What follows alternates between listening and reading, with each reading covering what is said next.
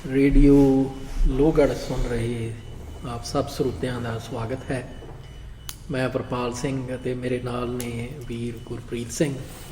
ਸਾਡੇ ਦੋਹਾਂ ਵੱਲੋਂ ਵਾਹਿਗੁਰੂ ਜੀ ਕਾ ਖਾਲਸਾ ਵਾਹਿਗੁਰੂ ਜੀ ਕੀ ਫਤਿਹ। ਜਿਵੇਂ ਕਿ ਤੁਸੀਂ ਜਾਣਦੇ ਹੋ ਕਿ ਆਪਾਂ ਕਿਤਾਬ ਸ਼ੁਰੂ ਕੀਤੀ ਹੋਈ ਆ ਪ੍ਰੋਫੈਸਰ ਸਾਹਿਬ ਸਿੰਘ ਹੁਣਾਂ ਦੀ ਆਦਿ ਪੀੜ ਬਾਰੇ।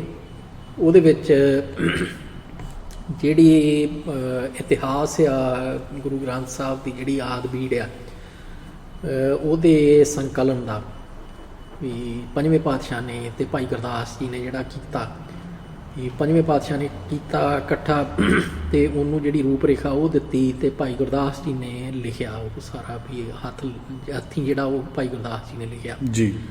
ਅਤੇ ਉਹਨੂੰ ਆਪਾਂ ਜਿਹੜੀ ਪਹਿਲੀ ਪੀੜ ਸੀ ਉਹਨੂੰ ਕਰਤਾਰਪੁਰੀ ਪੀੜ ਕਹਿੰਦੇ ਹਾਂ। ਅਤੇ ਉਹਦੇ ਨਾਲ ਫਿਰ ਜਿਹੜੀਆਂ ਬਾਅਦ ਵਿੱਚੋਂ ਕਹਾਣੀਆਂ ਜੋੜ ਦਿੱਤੀਆਂ ਗਈਆਂ ਵੀ ਇਹ ਕਿਵੇਂ ਸਾਰਾ ਕੁਛ ਜਿਹੜਾ ਆ ਵੀ ਵਰਤਾਰਾ ਵਰਤਿਆ ਜੀ, ਵੀ ਕਿਵੇਂ ਬਾਣੀ ਜਿਹੜੀ ਆ ਵੀ ਉਹ ਕਿਉਂ ਇਕੱਠੀ ਕੀਤੀ ਗਈ ਅਤੇ ਕਿੱਦਾਂ ਸਾਰਾ ਜਿਹੜਾ ਆ ਵੀ ਉਹ ਹੋਂਦ ਵਿੱਚ ਜਿਹੜਾ ਆਦਿ ਪੀੜ ਆ ਵੀ ਹੋਂਦ 'ਚ ਕਿਵੇਂ ਆਈ। ਅਤੇ ਉਹਦੇ ਬਾਰੇ ਜਿਹੜਾ ਆ ਵੀ ਜਿਹੜੀਆਂ ਖਾਸ ਤੌਰ ਦੇ ਉੱਤੇ ਵਿਪਰ ਨੇ ਜਿਹੜੀਆਂ ਕਹਾਣੀਆਂ ਮਨਘੜਤ ਜੋੜ ਦਿੱਤੀਆਂ ਨਾਲ, ਜਾਂ ਕੁਛ ਹੋਰ ਜਿਹੜੀਆਂ ਧਿਰਾਂ ਸੀਗੀਆਂ ਵੀ ਉਹਨਾਂ ਨੇ ਜੋੜ ਕੇ ਅਤੇ ਜਿਹੜੀ ਕੋਸ਼ਿਸ਼ ਸੀਗੀ ਵੀ ਉਹ ਇਹ ਕੀਤੀ ਭਈ ਗੁਰੂ ਗ੍ਰੰਥ ਸਾਹਿਬ ਦਾ ਜਿਹੜਾ ਰੁਤਬਾ ਆ ਉਹਦੇ ਉੱਤੇ ਸਵਾਲੀਆ ਚਿੰਨ੍ਹ ਜਿਹੜੇ ਆ ਵੀ ਉਹ ਲਾਏ ਜਾਣ। ਅਤੇ ਉਹਦੇ ਬਾਰੇ ਫਿਰ ਜਿਹੜੀਆਂ ਇਹ ਕਿਤਾਬ ਆ ਵੀ ਉਹ ਬਹੁਤ ਮਹੱਤਵ ਰੱਖਦੀ ਆ ਜੀ। ਇਹਦੀਆਂ ਅਸੀਂ ਵੀ ਉਹਨਾਂ ਨੇ ਜਿਵੇਂ ਪਿਛਲੇ ਪ੍ਰੋਗਰਾਮ ਦੇ ਵਿੱਚ ਆਪਾਂ ਇਹ ਪੜ੍ਹਿਆ ਸੀਗਾ ਭਈ 3 ਜਿਹੜੇ ਪੈਮਾਨੇ ਆ ਵੀ ਪ੍ਰੋਫੈਸਰ ਸਾਹਿਬ ਸਿੰਘ ਉਹਨਾਂ ਨੇ ਦਿੱਤੇ ਸੀਗੇ। ਭਈ ਇੱਕ ਜਿਹੜਾ ਆ ਵੀ ਉਹ ਦਲੀਲ ਦਾ, ਅਤੇ ਦੂਜਾ ਜਿਹੜਾ ਆ ਭਈ ਉਹ ਗੁਰੂ ਨਾਨਕ ਪਾਤਸ਼ਾਹ ਦੇ ਜੀਵਨ ਦੇ ਨਾਲ ਜੁੜੀਆਂ ਜਿਹੜੀਆਂ ਸਾਖੀਆਂ ਨੇ ਉਹਨਾਂ ਦਾ ਹਵਾਲਾ, ਅਤੇ ਤੀਜਾ ਪੈਮਾਨਾ ਸੀਗਾ ਭਈ ਜਿਹੜੀਆਂ ਕੋਈ ਸਾਹਿਤਕ ਰਚਨਾਵਾਂ ਨੇ ਜਾਂ ਉਸ ਸਮੇਂ ਦੀਆਂ ਰਚਨਾਵਾਂ ਨੇ ਵੀ ਉਹਨਾਂ ਦੇ ਵਿੱਚੋਂ ਗਵਾਹੀਆਂ ਲੈਣੀਆਂ ਵੀ ਉਹ ਕੀ ਕਹਿੰਦੀਆਂ ਨੇ ਜੀ। ਅਤੇ ਇਹਨਾਂ ਤਿੰਨਾਂ ਦੇ ਵਿੱਚ ਜੇ ਆਪਸ ਵਿੱਚ ਟਕਰਾਅ ਹੋਵੇ ਅਤੇ ਫਿਰ ਜਿਹੜਾ ਆ ਵੀ ਉਹ ਅਲਟੀਮੇਟਲੀ ਜਿਹੜੀ ਬਾਟਮ ਲਾਈਨ ਆ ਸਾਡੀ ਵੀ ਉਹ ਗੁਰਬਾਣੀ ਦਾ ਜਿਹੜਾ ਪੈਮਾਨਾ ਆ ਉਹੋ ਹੀ ਰਹਿੰਦੀ ਆ ਹਰੇਕ ਇਸ਼ੂ ਦੇ ਉੱਤੇ। ਭਈ ਜੇ ਗੁਰਬਾਣੀ ਦੇ ਕਿਸੇ ਵੀ ਸਿਧਾਂਤ ਦੇ ਬਿਲਕੁਲ ਉਲਟ ਗੱਲ ਜਾ ਰਹੀ ਆ ਅਤੇ ਸਿੱਖ ਕੌਮ ਜਿਹੜੀ ਆ ਵੀ ਉਹ ਉਹਨੂੰ ਕਦੀ ਵੀ ਐਕਸੈਪਟ ਨਹੀਂ ਕਰੂਗੀ। ਬਿਲਕੁਲ ਜੀ, ਬਿਲਕੁਲ। ਅਤੇ ਆਪਾਂ ਕੁਛ ਦਲੀਲਾਂ ਜਿਹੜੀਆਂ ਉਹ ਪੜ੍ਹੀਆਂ ਸੀਗੀਆਂ ਜੀ ਪਿਛਲੇ ਹਫ਼ਤੇ। ਆਪਾਂ ਇਸ ਪ੍ਰੋਗਰਾਮ ਦੇ ਵਿੱਚ ਹੁਣ ਉੱਥੋਂ ਆਪਾਂ ਗਾਂਹ ਸ਼ੁਰੂ ਕਰਦੇ ਹਾਂ ਜੀ। ਉੱਥੋਂ ਗਾਂਹ ਭਾਜੀ ਫਿਰ ਉਹ ਤੀਜੀ ਦਲੀਲ ਇਹ ਦਿੰਦੇ ਹਨ ਕਿ ਕਿਸੇ ਸੁਧਾਰਕ ਮਹਾਂਪੁਰਖ ਨੂੰ ਆਪਣੇ ਕੰਮ ਤੇ ਜ਼ਿੰਮੇਵਾਰੀ ਦੀ ਮਹੱਤਤਾ ਦੀ ਜਿਤਨੀ ਆਪ ਸੂਝ ਹੁੰਦੀ ਹੈ ਉਤਨੀ ਕਿਸੇ ਹੋਰ ਬੰਦੇ ਨੂੰ ਨਹੀਂ।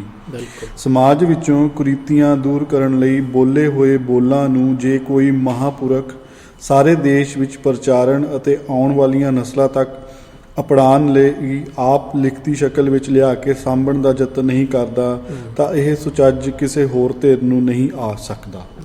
ਬਿਲਕੁਲ ਬਹੁਤ ਵਧੀਆ ਪੁਆਇੰਟ ਹੈ ਜੀ। ਕਿਉਂਕਿ ਭਈ ਜਿੱਦਾਂ ਇਹ ਆਪਾਂ ਕਹਿ ਲਈਏ ਭਈ ਜੇ ਆਈਨਸਟਾਈਨ ਜਿਹੜਾ ਆ ਭਈ ਉਹਨੇ ਜਿਹੜੀ ਆਪਣੀ ਸਪੈਸ਼ਲ ਥਿਊਰੀ ਆਫ ਰਿਲੇਟਿਵਿਟੀ ਦਿੱਤੀ ਜੀ, ਉਹ ਤਾਂ ਸਿਰਫ ਜੀ ਵੀ ਇਹ ਵੀ ਇੱਦਾਂ ਕਰਦਾ ਵੀ ਆਪਣੇ ਜਿਹੜੇ ਸਟੂਡੈਂਟ ਸੀਗੇ ਭਈ ਉਹਨਾਂ ਨੂੰ ਸਮਝਾ ਲੈਂਦਾ। ਬਿਲਕੁਲ। ਅਤੇ ਜਿਹੜੀ ਫਿਰ ਉਹ ਥਿਊਰੀ ਸੀਗੀ ਉਹਨੂੰ ਜਿਹੜੇ ਲਿਖਤੀ ਰੂਪ ਆ ਉਹ ਫਿਰ ਉਹਦੇ ਸਟੂਡੈਂਟ ਜਾਂ ਹੋਰ ਕੋਈ ਬੰਦੇ ਦਿੰਦੇ। ਬਿਲਕੁਲ। ਅਤੇ ਉਹ ਫਿਰ ਕਿੰਨੀ ਕੁ ਮਤਲਬ ਵੀ ਸਿਆਣੀ ਗੱਲ ਜਿਹੜੀ ਆ ਵੀ ਉਹਨੂੰ ਕਿਹਾ ਜਾ ਸਕਦਾ ਸੀਗਾ। ਅਤੇ ਉਹੀ ਚੀਜ਼ ਜਿਹੜੀ ਆ ਵੀ ਇਹ ਇੱਕ ਤਰ੍ਹਾਂ ਨਾਲ ਕਹਿ ਲਓ ਭਈ ਮੁੱਢ ਤੋਂ ਹੀ ਵੀ ਇਹ ਜਿਹੜਾ ਸਿਸਟਮ ਆ ਉਹ ਤੁਰਿਆ ਆਉਂਦਾ ਭਈ ਜਦੋਂ ਕੋਈ ਨਵੀਂ ਸੋਚ ਦਿੰਦਾ ਆ ਜਾਂ ਕੋਈ ਨਵੀਂ ਲਿਖਤ ਲਿਖਦਾ ਆ ਜੀ ਉਹਨੂੰ ਲਿਖਤੀ ਰੂਪ ਜਿਹੜਾ ਆ ਵੀ ਕੋਈ ਕਾਵਿ ਰਚਨਾ ਹੋਵੇ ਜਾਂ ਕੁਛ ਵੀ ਹੋਵੇ ਬਿਲਕੁਲ ਉਹਨੂੰ ਜਿਹੜਾ ਲਿਖਤੀ ਰੂਪ ਆ ਉਹ ਤਕਰੀਬਨ ਹਮੇਸ਼ਾ ਹੀ ਕਹਿ ਲਓ ਵੀ ਪਿਛਲੇ 2-2.5 ਹਜ਼ਾਰ ਸਾਲ ਤੋਂ ਜੀ ਭਈ ਜਿਹੜਾ ਲਿਖਾਰੀ ਆ ਉਹ ਆਪ ਹੀ ਦਿੰਦਾ ਰਿਹਾ ਜੀ। ਕਈ ਥਾਵਾਂ ਦੇ ਉੱਤੇ ਕਿਹਾ ਜਾਂਦਾ ਭਈ ਜਿਹੜੀ ਹੈਗੀ ਆ ਦੂਸਰੀ ਹੋਮਰ ਦੀ ਜਿਹੜੀ ਈਲੀਅਡ ਤੇ ਓਡੀਸੀ ਆ ਜੀ ਭਈ ਉਹਨੂੰ ਲਿਖਤੀ ਰੂਪ ਜਿਹੜਾ ਆ ਵੀ ਉਹ ਬਾਅਦ ਵਿੱਚੋਂ ਦਿੱਤਾ ਗਿਆ। ਉਹਦਾ ਫਿਰ ਤੁਹਾਨੂੰ ਇਹ ਧਿਆਨ ਰੱਖਣਾ ਪੈਂਦਾ ਆ ਵੀ ਜਿਨ੍ਹਾਂ ਜ਼ਮਾਨਿਆਂ ਦੇ ਵਿੱਚ ਇਹ ਲਿਖਤਾਂ ਜਿਹੜੀਆਂ ਆ ਵੀ ਇਹ ਲਿਖੀਆਂ ਮੰਨੀਆਂ ਜਾਂਦੀਆਂ ਜੀ ਉਦੋਂ ਅਸਲ ਦੇ ਵਿੱਚ ਉਹ ਸਿਰਫ ਗਾਉਣ ਲਈ ਹੀ ਕੀਤੀਆਂ ਜਾਂਦੀਆਂ ਸੀ ਅਤੇ ਉਹ ਗਾ ਕੇ ਹੀ ਇੱਕ ਤੋਂ ਦੂਜੇ ਤੱਕ ਪਹੁੰਚਾਈਆਂ ਜਾਂਦੀਆਂ ਜੀ। ਲਿਖਤੀ ਸਿਸਟਮ ਜਿਹੜਾ ਆ ਉਦੋਂ ਉਹ ਹੋਂਦ 'ਚ ਆਇਆ ਹੀ ਨਹੀਂ ਸੀ ਅਜੇ। ਜਦੋਂ ਇੱਕ ਵਾਰੀ ਲਿਖਤੀ ਸਿਸਟਮ ਹੋਂਦ ਵਿੱਚ ਆ ਗਿਆ ਆ ਉਹ ਤੋਂ ਬਾਅਦ ਫਿਰ ਭਈ ਜਿਹੜਾ ਨਾ ਲਿਖਿਆ ਜਾਣਾ ਉਹਦਾ ਜਿਹੜਾ ਆ ਵੀ ਸੰਭਾਵਨਾ ਜਿਹੜੀ ਉਹ ਬਿਲਕੁਲ ਜ਼ੀਰੋ ਹੀ ਹੁੰਦੀ। ਬਿਲਕੁਲ। ਜਿਵੇਂ ਤੁਸੀਂ ਅੱਜ ਲਾ ਲਓ ਜੀ ਭਈ ਪ੍ਰਿੰਟਿੰਗ ਦਾ ਜ਼ਮਾਨਾ ਹੈ ਜੀ ਤੇ ਕੀ ਸੰਭਾਵਨਾ ਆ ਵੀ ਕੋਈ ਬੰਦਾ ਇਹ ਕਵੇ ਵੀ ਮੈਂ ਆਪ ਹੱਥੀਂ ਲਿਖਣਾ ਆ ਜੀ, ਤੇ ਜੇ ਕਿਸੇ ਨੂੰ ਚਾਹੀਦੀ ਆ ਉਹਦੀ ਕਾਪੀ ਤੇ ਉਹ ਆਪ ਆ ਕੇ ਤੇ ਹੱਥੀਂ ਜਿਹੜਾ ਆ ਵੀ ਉਹਦੀ ਕਾਪੀ ਕਰਕੇ ਤੇ ਮੇਰੇ ਕੋਲੋਂ ਲੈ ਜਾਵੇ, ਕੋਈ ਸੈਂਸ ਨਹੀਂ ਬਣਦਾ, ਕੋਈ ਸੈਂਸ ਨਹੀਂ ਜੀ ਤੇ ਉਹ ਤੋਂ ਪਿੱਛੇ ਜੇ ਚੱਲ ਜਾਓ ਜੀ, ਵੀ ਕੋਈ ਕਹਿੰਦਾ ਆ ਵੀ ਇਹ ਵੀ ਮੈਂ ਆ ਰਚਨਾ ਕੀਤੀ ਆ ਵੀ ਇਹਨੂੰ ਮੈਂ ਲਿਖਤੀ ਰੂਪ ਨਹੀਂ ਦੇਣਾ, ਇਹਨੂੰ ਸਿਰਫ ਮੈਂ ਬੋਲ ਕੇ ਹੀ ਤੁਹਾਡੇ ਤੱਕ ਪਹੁੰਚਾਉਣਾ ਆ, ਤੁਸੀਂ ਇਹਨੂੰ ਯਾਦ ਕਰ ਲਓ, ਬਿਲਕੁਲ, ਤੇ ਜੇ ਤੁਸੀਂ ਲਿਖਣਾ ਚਾਹੁੰਦੇ ਆ ਤੇ ਤੁਸੀਂ ਭਾਵੇਂ ਲਿਖ ਲਓ ਬਿਲਕੁਲ ਵੀ ਮੈਂ ਨਹੀਂ ਲਿਖਣੀ, ਜੀ, ਬਿਲਕੁਲ, ਉਹਦੀ ਵੀ ਸੰਭਾਵਨਾ ਜਿਹੜੀ ਆ ਵੀ ਉਹ ਤੋਂ ਵੀ ਘਟ ਜਾਂਦੀ ਆ। ਬਿਲਕੁਲ। ਸੋ ਉਹ ਜਿਹੜੀਆਂ ਚੀਜ਼ਾਂ ਨੇ ਉਹ ਕਲੀਅਰਲੀ ਵੀ ਦਲੀਲ ਜਿਹੜੀ ਆ ਵੀ ਉਹ ਇਹਦੇ ਹੱਕ ਦੇ ਵਿੱਚ ਜਾਂਦੀਆਂ ਨੇ ਵੀ ਜਿਹੜਾ ਕੋਈ ਮਹਾਪੁਰਖ ਜਾਂ ਕੋਈ ਨਵੀਂ ਸੋਚ ਜਿਹੜਾ ਦਿੰਦਾ ਆ ਜੀ, ਉਹ ਲਿਖਤੀ ਰੂਪ ਹੀ ਦਿੰਦਾ, ਬਿਲਕੁਲ। ਔਰ ਉਹਦੇ ਵਿੱਚ ਹੁਣ ਜੇ ਤੁਸੀਂ ਇਹਨੂੰ ਅੱਜ ਦੇ ਜ਼ਮਾਨੇ ਤੇ ਲਾ ਲਓ, ਜਿਹੜੇ ਆਹ ਢੱਡਰੀਆਂ ਵਾਲਾ ਆ ਇਹਦੀ ਲਿਖਤ ਤਾਂ ਖੋ ਕਿੱਥੇ ਆ, ਬਿਲਕੁਲ ਕਿਤੇ ਵੀ ਨਹੀਂ, ਕਿਤੇ ਲਿਖਤ ਕੋਈ ਦੇਖਦੀ ਹੋਵੇ ਜੀ। ਸੋ ਉਹ ਜਿਹੜਾ ਬਾਅਦ ਸਾਰਾ ਚ ਗੱਲਾਂ ਤੋਂ ਮੁੱਕਰ ਜਾਂਦਾ, ਗੱਲਾਂ ਤੋਂ ਮੁੱਕਰ ਜਾਂਦਾ ਇਸੇ ਕਰਕੇ। ਖਾਸ ਤੌਰ ਤੇ ਜਿਹੜੀ ਲਿਖੀ ਹੋਈ ਚੀਜ਼ ਆ ਉਹਦੇ ਤੋਂ ਮੁੱਕਰਨਾ ਜਿਹੜਾ ਆ ਉਹ ਤਾਂ ਕਰਕੇ ਵੀ ਔਖਾ ਹੋ ਜਾਂਦਾ ਭਈ ਇੱਕ ਕਹਿ ਲਓ ਕਿ ਜਦੋਂ ਤੁਸੀਂ ਲਿਖ ਰਹੇ ਆ ਜੀ, ਤੁਹਾਡੀ ਸੋਚ ਦੇ ਵਿੱਚ ਜਿਹੜੀਆਂ ਆਪਸੀ ਕਹਿ ਲਓ ਵੀ ਕੱਟਦੀਆਂ ਹੋਣ ਗੱਲਾਂ, ਬਿਲਕੁਲ, ਉਹ ਤੁਹਾਡੀ ਸੋਚ ਆਪ ਹੀ ਫੜ ਲੈਂਦੀ ਆ ਜਦੋਂ ਤੁਸੀਂ ਲਿਖਤੀ ਰੂਪ ਦੇ ਰਹੇ ਹੁੰਦੇ, ਬਿਲਕੁਲ, ਤੇ ਤੁਸੀਂ ਉਹਨੂੰ ਉੱਥੇ ਹੀ ਸੁਧਾਰ ਲੈਂਦੇ ਆ, ਬਿਲਕੁਲ, ਆਪਣੀ ਸੋਚ ਜਿਹੜੀ ਆ ਵੀ ਉਹਨੂੰ ਹੋਰ ਕਲੀਅਰ ਕਰ ਲੈਂਦੇ ਆ ਜੀ।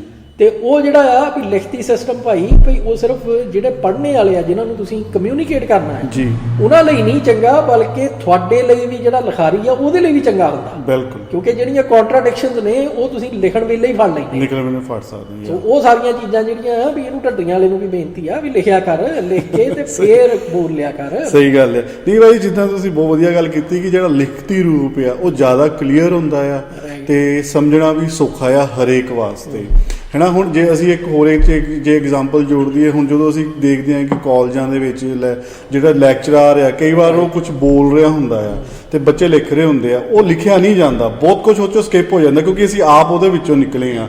ਜਦੋਂ ਕਈ ਵਾਰ ਲੈਕਚਰਰ ਬੋਲ ਰਿਹਾ ਹੁੰਦਾ ਕਿ ਉਹ ਦੱਸ ਰਿਹਾ ਹੁੰਦਾ ਕਿ ਕਿਹੜੀ ਥਿਊਰੀ ਕਿੱਦਾਂ ਕੰਮ ਕਰਦੀ, ਉਹ ਨਾਲ ਨਾਲ ਬੋਲ ਰਿਹਾ ਹੁੰਦਾ ਤੇ ਬੱਚੇ ਲਿਖ ਰਹੇ ਹੁੰਦੇ ਆ, ਉਹ 'ਚੋਂ ਬਹੁਤ ਸ਼ਬਦ ਜਿਹੜੇ ਉਹ ਸਕਿਪ ਹੋ ਜਾਂਦੇ ਹੈਗੇ। ਤੇ ਇਹ ਅਸੀਂ ਇਦਾਂ ਆਸ ਰੱਖ ਸਕਦੇ ਹਾਂ ਕਿ ਕੋਈ ਬੋਲੀ ਜਾਵੇ ਤਾਂ ਅਸੀਂ ਉਹਨੂੰ ਐਜ਼ ਇਟ ਇਜ਼ ਹੀ ਲਿਖ ਲਈਏ ਜਿੱਦਾਂ ਉਹ ਬੋਲ ਰਿਹਾ ਆ, ਉਹ ਸੰਭਵ ਨਹੀਂ ਹੈਗਾ, ਪੋਸੀਬਲ ਨਹੀਂ ਹੈਗਾ। ਖਾਸ ਕਰ ਜਿਹੜੇ ਕੰਪਲੈਕਸਿਟੀ ਵਾਲੇ ਇਸ਼ੂ ਹੁੰਦੇ ਆ ਜਿਨ੍ਹਾਂ ਦੇ ਵਿੱਚ ਪਤਾ ਹੈ ਕਿ ਬਹੁਤ ਜ਼ਿਆਦਾ ਗੰਭੀਰਤਾ ਹੈਗੀ ਆ, ਉਹਨਾਂ ਬਾਰੇ ਤਾਂ ਤੁਸੀਂ ਸੋਚ ਵੀ ਨਹੀਂ ਸਕਦੇ ਨਾ ਕਿ ਇਕੱਲਾ ਵਰਬਲ ਕਮਿਊਨੀਕੇਸ਼ਨ ਇਜ਼ ਐਨਫ, ਉਹਦੇ ਵਾਸਤੇ ਤੁਹਾਨੂੰ ਰਿਟਨ ਕਮਿਊਨੀਕੇਸ਼ਨ ਚਾਹੀਦਾ ਹੈਗਾ ਆ।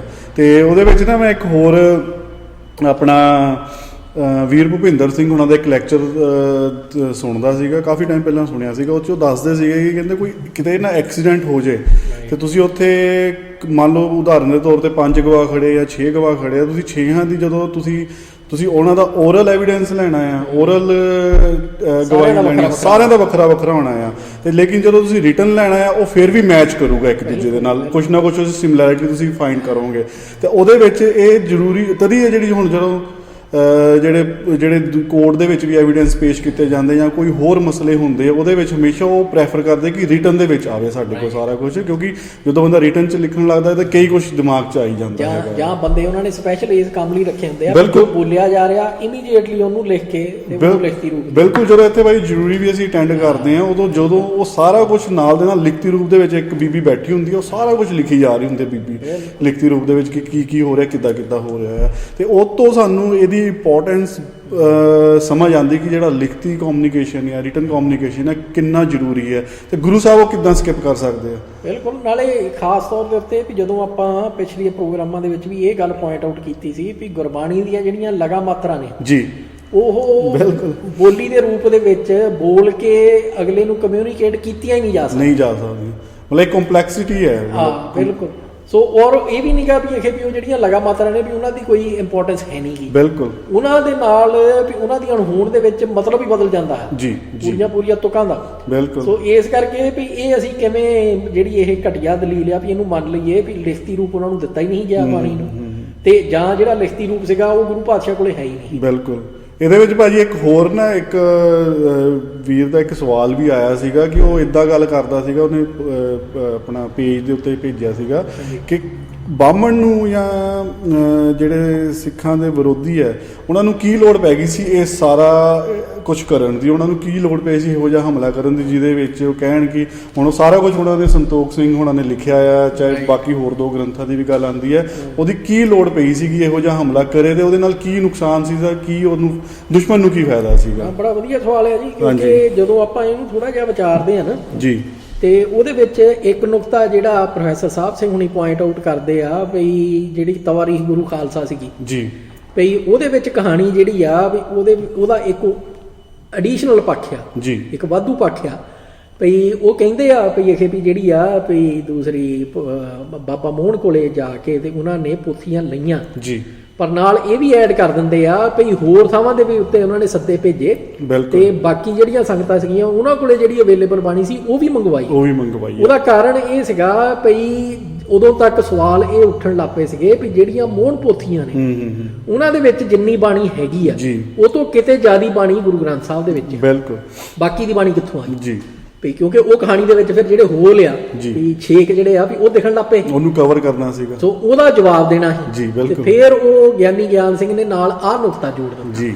ਹੁਣ ਤੁਸੀਂ ਇਹ ਦੇਖੋ ਭਈ ਜੇ ਉਸ ਵੇਲੇ ਬਾਹਮਣ ਜਿਹੜਾ ਆ ਵੀ ਉਹ ਇਹ ਕਹਾਣੀ ਘੜ ਰਿਹਾ ਆ ਭਈ ਜੀ ਬਾਬੇ ਮੋਹਨ ਕੋ ਪੋਥੀਆਂ ਲਈਆਂ ਤੇ ਫਿਰ ਗੁਰੂ ਗ੍ਰੰਥ ਸਾਹਿਬ ਦੀ ਜਿਹੜੀ ਆਦ ਬੀੜ ਆ ਉਹ ਤਿਆਰ ਹੋਈ, ਬਿਲਕੁਲ, ਤੇ ਉਹਦੇ ਵਿੱਚ ਫਿਰ ਨਾਲ ਉਹਨੇ ਇਹ ਇੱਕ ਤਰ੍ਹਾਂ ਨਾਲ ਕਹਿ ਲਓ ਭਈ ਗਰਾਊਂਡ ਬਣਾ ਲਈ ਜੀ, ਭਈ ਜਿਹਦੇ ਵਿੱਚ ਉਹ ਇਹ ਕਹਿ ਸਕੇ ਵੀ ਦੇਖੋ ਜੀ ਵੀ ਬਾਬੇ ਮੋਹਨ ਵਾਲੀਆਂ ਜਿਹੜੀਆਂ ਪੋਥੀਆਂ ਸੀਗੀਆਂ ਉਹਨਾਂ ਦੇ ਵਿੱਚ ਤੇ ਇੰਨੀ ਕੁ ਬਾਣੀ ਸੀ, ਇਹ ਤੋਂ ਇਲਾਵਾ ਜਿਹੜੀ ਬਾਣੀ ਆ ਉਹ ਹੋਰ ਸਰੋਤਾਂ ਤੋਂ ਆਈ ਆ ਤੇ ਆ ਜਿਹੜੀ ਬਾਣੀ ਆ ਇਹ ਫੇਰ ਰਹਿ ਗਈ ਆ, ਇਹਨੂੰ ਐਡ ਕਰ ਲਓ।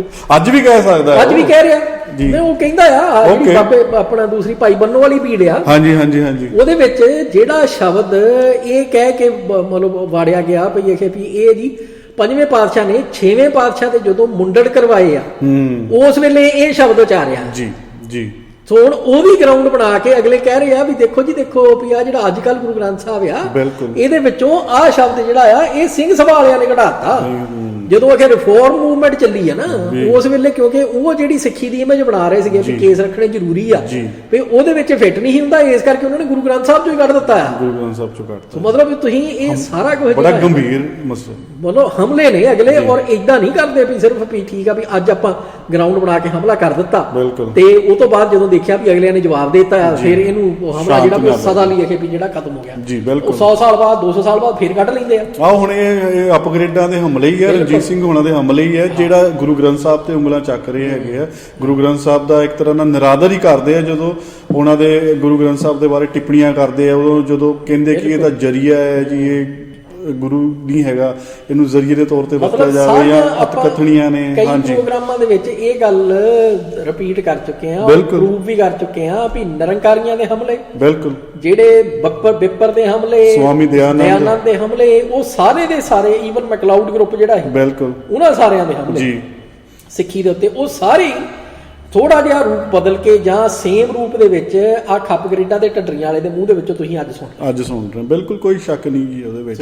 ਉਸ ਕਰਕੇ ਵੀ ਨਹੀਂ, ਹੁਣ ਉਹਦੇ ਵਿੱਚ ਇੱਕ ਹੋਰ ਵੀ ਹੈ ਨਾ ਭਾਈ, ਮੈਨੂੰ ਇੱਕਦਮ ਚੇਤੇ ਆਇਆ ਹੈ ਕਿ ਹੁਣ ਇੱਕ ਵਾਰ ਇਹ RSS ਰੌਲਾ ਵੀ ਪਾਉਂਦੀ ਸੀਗੀ ਕਿ ਜਿੰਨੇ ਵੀ ਮੁਸਲਿਮ ਭਗਤਾਂ ਦੀ ਬਾਣੀ ਹੈਗੀ ਹੈ ਬਾਬਾ ਫਰੀਦ ਜੀ ਦੀ ਖਾਸ ਕਰਕੇ, ਉਹਦੇ ਵਿੱਚੋਂ ਕੱਢੀ ਜਾਵੇ ਗੁਰੂ ਗ੍ਰੰਥ ਸਾਹਿਬ ਦੇ ਵਿੱਚੋਂ। ਹੁਣ ਉਹਨਾਂ ਦੇ ਵਾਸਤੇ ਵੀ ਇਹੀ ਗਰਾਊਂਡ ਹੈਗੀ ਹੈ ਕਿ ਉਹਦੇ ਵਿੱਚ ਜੀ ਗਲਤੀ ਨਾ ਪੈ ਗਈ ਹੈ ਜਾਂ ਹੁਣ ਉਹਨਾਂ ਨੇ ਉਸ ਤਰੀਕੇ ਨਾਲ ਬੜੇ ਤਰੀਕੇ ਨਾਲ ਉਹਨੂੰ ਕਵਰ ਕਰਨ ਦੀ ਕੋਸ਼ਿਸ਼ ਕੀਤੀ ਕਿ ਬਈ ਮੁਸਲਮਾਨਾਂ ਦੇ ਵਿੱਚ ਤਾਂ ਸਿੱਖਾਂ ਦੇ ਵਿੱਚ ਜਿਹੜੀ ਇੱਕ ਸੀਗਾ ਸਾਂਝ ਹੈਗੀ ਆ ਉਹਨੂੰ ਖਤਮ ਕਰਨਾ ਚਾਹੁੰਦੇ ਸੀ ਬਿਲਕੁਲ, ਜਾਂ ਇਹ ਕਹਿ ਲਓ ਵੀ ਜਿਹੜੀ ਹਿੰਦੂਆਂ ਨੇ ਮੁਸਲਮਾਨਾਂ ਦੇ ਨਾਲ ਦੁਸ਼ਮਣੀ ਜਿਹੜੀ ਆ ਵੀ ਉਹ ਇਸ ਵੇਲੇ ਪਾਈ ਹੋਈ ਆ, ਬਿਲਕੁਲ ਜੀ, ਵੀ ਉਹਦੇ ਵਿੱਚ ਉਹ ਸਿੱਖਾਂ ਨੂੰ ਆਪਣੇ ਵੱਲ ਨੂੰ ਖੜਾ ਕਰਨਾ ਚਾਹੁੰਦੇ ਆ ਵੀ ਇਹ ਕਹਿ ਕੇ ਵੀ ਇਹ ਵੀ ਆ ਜੀ ਮੁਸਲਮਾਨਾਂ ਦੀ ਬਾਣੀ ਆ ਵੀ ਇਹ ਕੱਢ ਦਿਓ ਤੇ ਸਿਰਫ ਜਿਹੜੀ ਆ ਵੀ ਇਹ ਸਿੱਖ ਫਿਰ ਪੱਕੇ ਐਨ ਹਿੰਦੂਆਂ ਦਾ ਹਿੱਸਾ ਬਣ ਜਾਣ ਤੇ ਫਿਰ ਇਹ ਵੀ ਸਾਰਾ ਜਿਹੜਾ ਡਰਾਮਾ ਉਹਨਾਂ ਦਾ ਉਹ ਉਦਾਂ ਹੀ ਚੱਲੇ, ਬਿਲਕੁਲ ਜੀ। ਪਰ ਉਹਦੇ ਨਾਲ ਜਿਹੜੀਆਂ ਆ ਵੀ ਹੋਰ ਵੀ ਖਤਰਨਾਕ ਜਿਹੜੀਆਂ ਗੱਲਾਂ ਆ ਵੀ ਉਹ ਵੀ ਸਾਰੀਆਂ ਜਿਹੜੀਆਂ ਵੀ ਸਾਨੂੰ ਵਿਚਾਰਨੀਆਂ ਚਾਹੀਦੀਆਂ ਆ ਵੀ ਜਿਹੜਾ ਬਿੱਪਰ ਦਾ ਹਮਲਾ ਆ ਉਹ ਸਿਰਫ ਇੱਕ ਰੂਪ ਚ ਨਹੀਂ ਹੁੰਦਾ ਜੀ,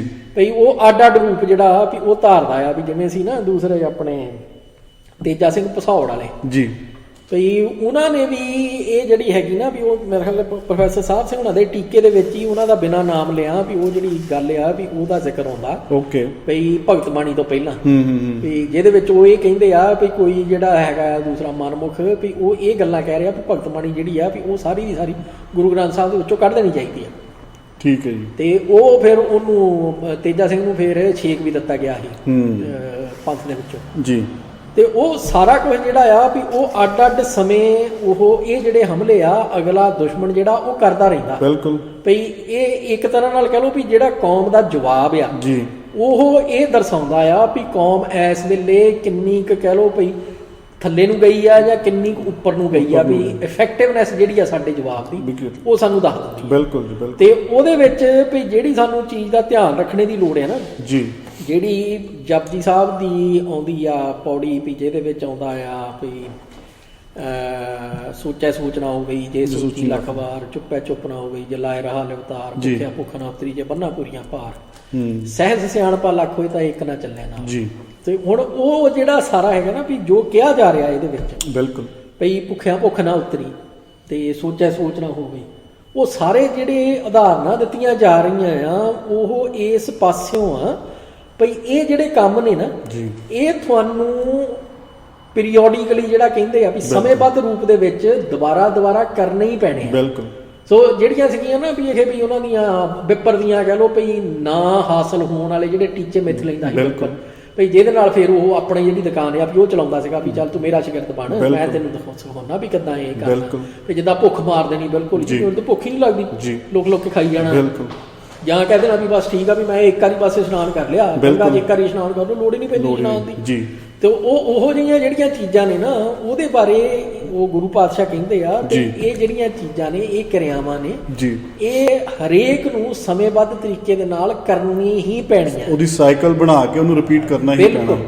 ਸੋ ਤੁਸੀਂ ਉਹਦੀ ਜਿਹੜੀ ਕਹਿ ਲਓ ਵੀ ਸਾਈਕਲਿਸਿਟੀ ਆ ਵੀ ਪੀਰੀਓਡਿਸਿਟੀ ਜਿਹੜੀ ਆ ਵੀ ਉਹਨੂੰ ਤੁਸੀਂ ਕੰਟਰੋਲ ਕਰ ਸਕਦੇ ਆ। ਬਿਲਕੁਲ ਬਾਈ, ਹਾਂਜੀ। ਪਰ ਉਹਦੇ ਵਿੱਚ ਜਿਹੜਾ ਮੇਨ ਧਿਆਨ 'ਚ ਦੇਣੇ ਵਾਲੀ ਗੱਲ ਆ ਵੀ ਕੌਮੀ ਤੌਰ ਦੇ ਉੱਤੇ ਵੀ ਕੌਮ ਦੀ ਹਿਸਟਰੀ ਦੇ ਵਿੱਚ ਵੀ ਇਹ ਸਾਈਕਲ ਜਿਹੜਾ ਰਿਪੀਟ ਹੁੰਦਾ ਰਹੇ। ਹੁਣ ਉਹਦੇ ਵਿੱਚ ਇਹ ਗੱਲ ਆ ਜਾਣੀ ਆ ਵੀ ਜੇ ਦੁਸ਼ਮਣ ਆਪਣੇ ਹਮਲੇ ਰਿਪੀਟ ਕਰ ਰਿਹਾ ਹੈ ਤੇ ਹਰੇਕ ਜਨਰੇਸ਼ਨ ਦੀ ਇਹ ਡਿਊਟੀ ਬਣਦੀ ਆ ਵੀ ਅਗਲੀ ਜਨਰੇਸ਼ਨ ਨੂੰ ਇਹਨਾਂ ਹਮਲਿਆਂ ਦਾ ਮੂੰਹ ਤੋੜ ਜਵਾਬ ਦੇਣੇ ਲਈ ਤਿਆਰ ਕਰਕੇ ਟ੍ਰੇਨ ਕਰਕੇ ਤੇ ਫੇਰ ਜਾਣ। ਬਿਲਕੁਲ। ਨਹੀਂ ਤਾਂ ਇਹੀ ਕੰਮ ਹੋਣਾ ਵੀ ਦੁਸ਼ਮਣ ਤੇ ਆਪਣੀਆਂ ਜਿਹੜੀਆਂ ਦੁਸ਼ਮਣੀਆਂ ਉਹ ਪੂਰੀਆਂ ਅਗਲੀ ਜਨਰੇਸ਼ਨਾਂ ਤੱਕ ਪਾਲ ਰਿਹਾ ਤੇ ਅਸੀਂ ਅਵੇਸਲੇ ਹੋ ਗਏ ਆ ਵੀ ਬਸ ਠੀਕ ਆ ਜੀ ਵਿਗਿਆਨੀ ਦਿੱਤ ਸਿੰਘ ਨੇ ਜਵਾਬ ਦੇ ਦਿੱਤਾ ਦਇਆਨੰਦ ਦਾ, ਬਿਲਕੁਲ, ਤੇ ਗੱਲ ਖਤਮ ਹੋ ਗਈ। ਅਸੀਂ ਬੰਦੇ ਹਰਾਤ ਤੇ, ਪਰ ਹੁਣ ਉਹ ਜਦੋਂ ਰੂਪ ਬਦਲ ਕੇ ਖੱਪ ਗਰੇਡਾਂ ਦੇ ਰੂਪ ਚ ਢੱਡਰੀਆਂ ਵਾਲੇ ਦੇ ਰੂਪ ਦੇ ਵਿੱਚ ਫੇਰ ਦੁਬਾਰਾ ਉਹੀ ਹਮਲੇ ਹੋ ਰਿਹਾ, ਅਸੀਂ ਹੁਣ ਦੇਖਦੇ ਪਏ ਵੀ ਇਹ ਕੀ ਹੋ ਗਿਆ, ਕਿਉਂਕਿ ਉਹਦੇ ਚ ਗਿਆਨ ਦੀ ਘਾਟ ਹੈ ਨਾ ਭਾਜੀ, ਕਿ ਸਾਨੂੰ ਪਤਾ ਹੀ ਨਹੀਂ ਕਿ ਇਦਾਂ ਦੇ ਹਮਲੇ ਹੋਏ ਤੇ ਜਵਾਬ ਦਿੱਤੇ ਜਾ ਚੁੱਕੇ ਆ। ਘੱਟ ਤੋਂ ਘੱਟ ਜੇ ਅਸੀਂ ਉਹ ਜਵਾਬ ਹੀ ਪੜ੍ਹੇ ਹੁੰਦੇ ਤੇ ਸਾਡੇ ਵਾਸਤੇ ਸਾਡੇ ਕੋਲ ਕੋਈ ਗਰਾਊਂਡ ਹੋਣੀ ਸੀ ਗੱਲ ਕਰਨ ਵਾਸਤੇ, ਸਾਡੇ ਕੋਲ ਸ਼ਬਦ ਹੋਣੇ ਸੀ ਕਿ ਭਾਈ ਉਹਨਾਂ ਦੇ ਹਮਲਿਆਂ ਨੂੰ ਅਸੀਂ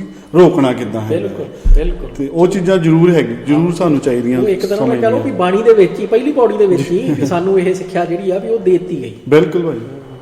ਤੇ ਖੈਰ ਅਸੀਂ ਅੱਗੇ ਪੜ੍ਹਦੇ ਹਾਂ। ਨੰਬਰ 4 ਤੇ ਉਹ ਦਲੀਲ ਦਿੰਦੇ ਹਨ ਕਿ ਕਵੀ ਦਰਬਾਰਾਂ ਤੇ ਲੋਕ ਸਿਆਣੇ ਪ੍ਰਸਿੱਧ ਕਵੀਆਂ ਦੀਆਂ ਸੁੰਦਰ ਕਵਿਤਾਵਾਂ ਸੁਣਨ ਜਾਂਦੇ ਹਨ।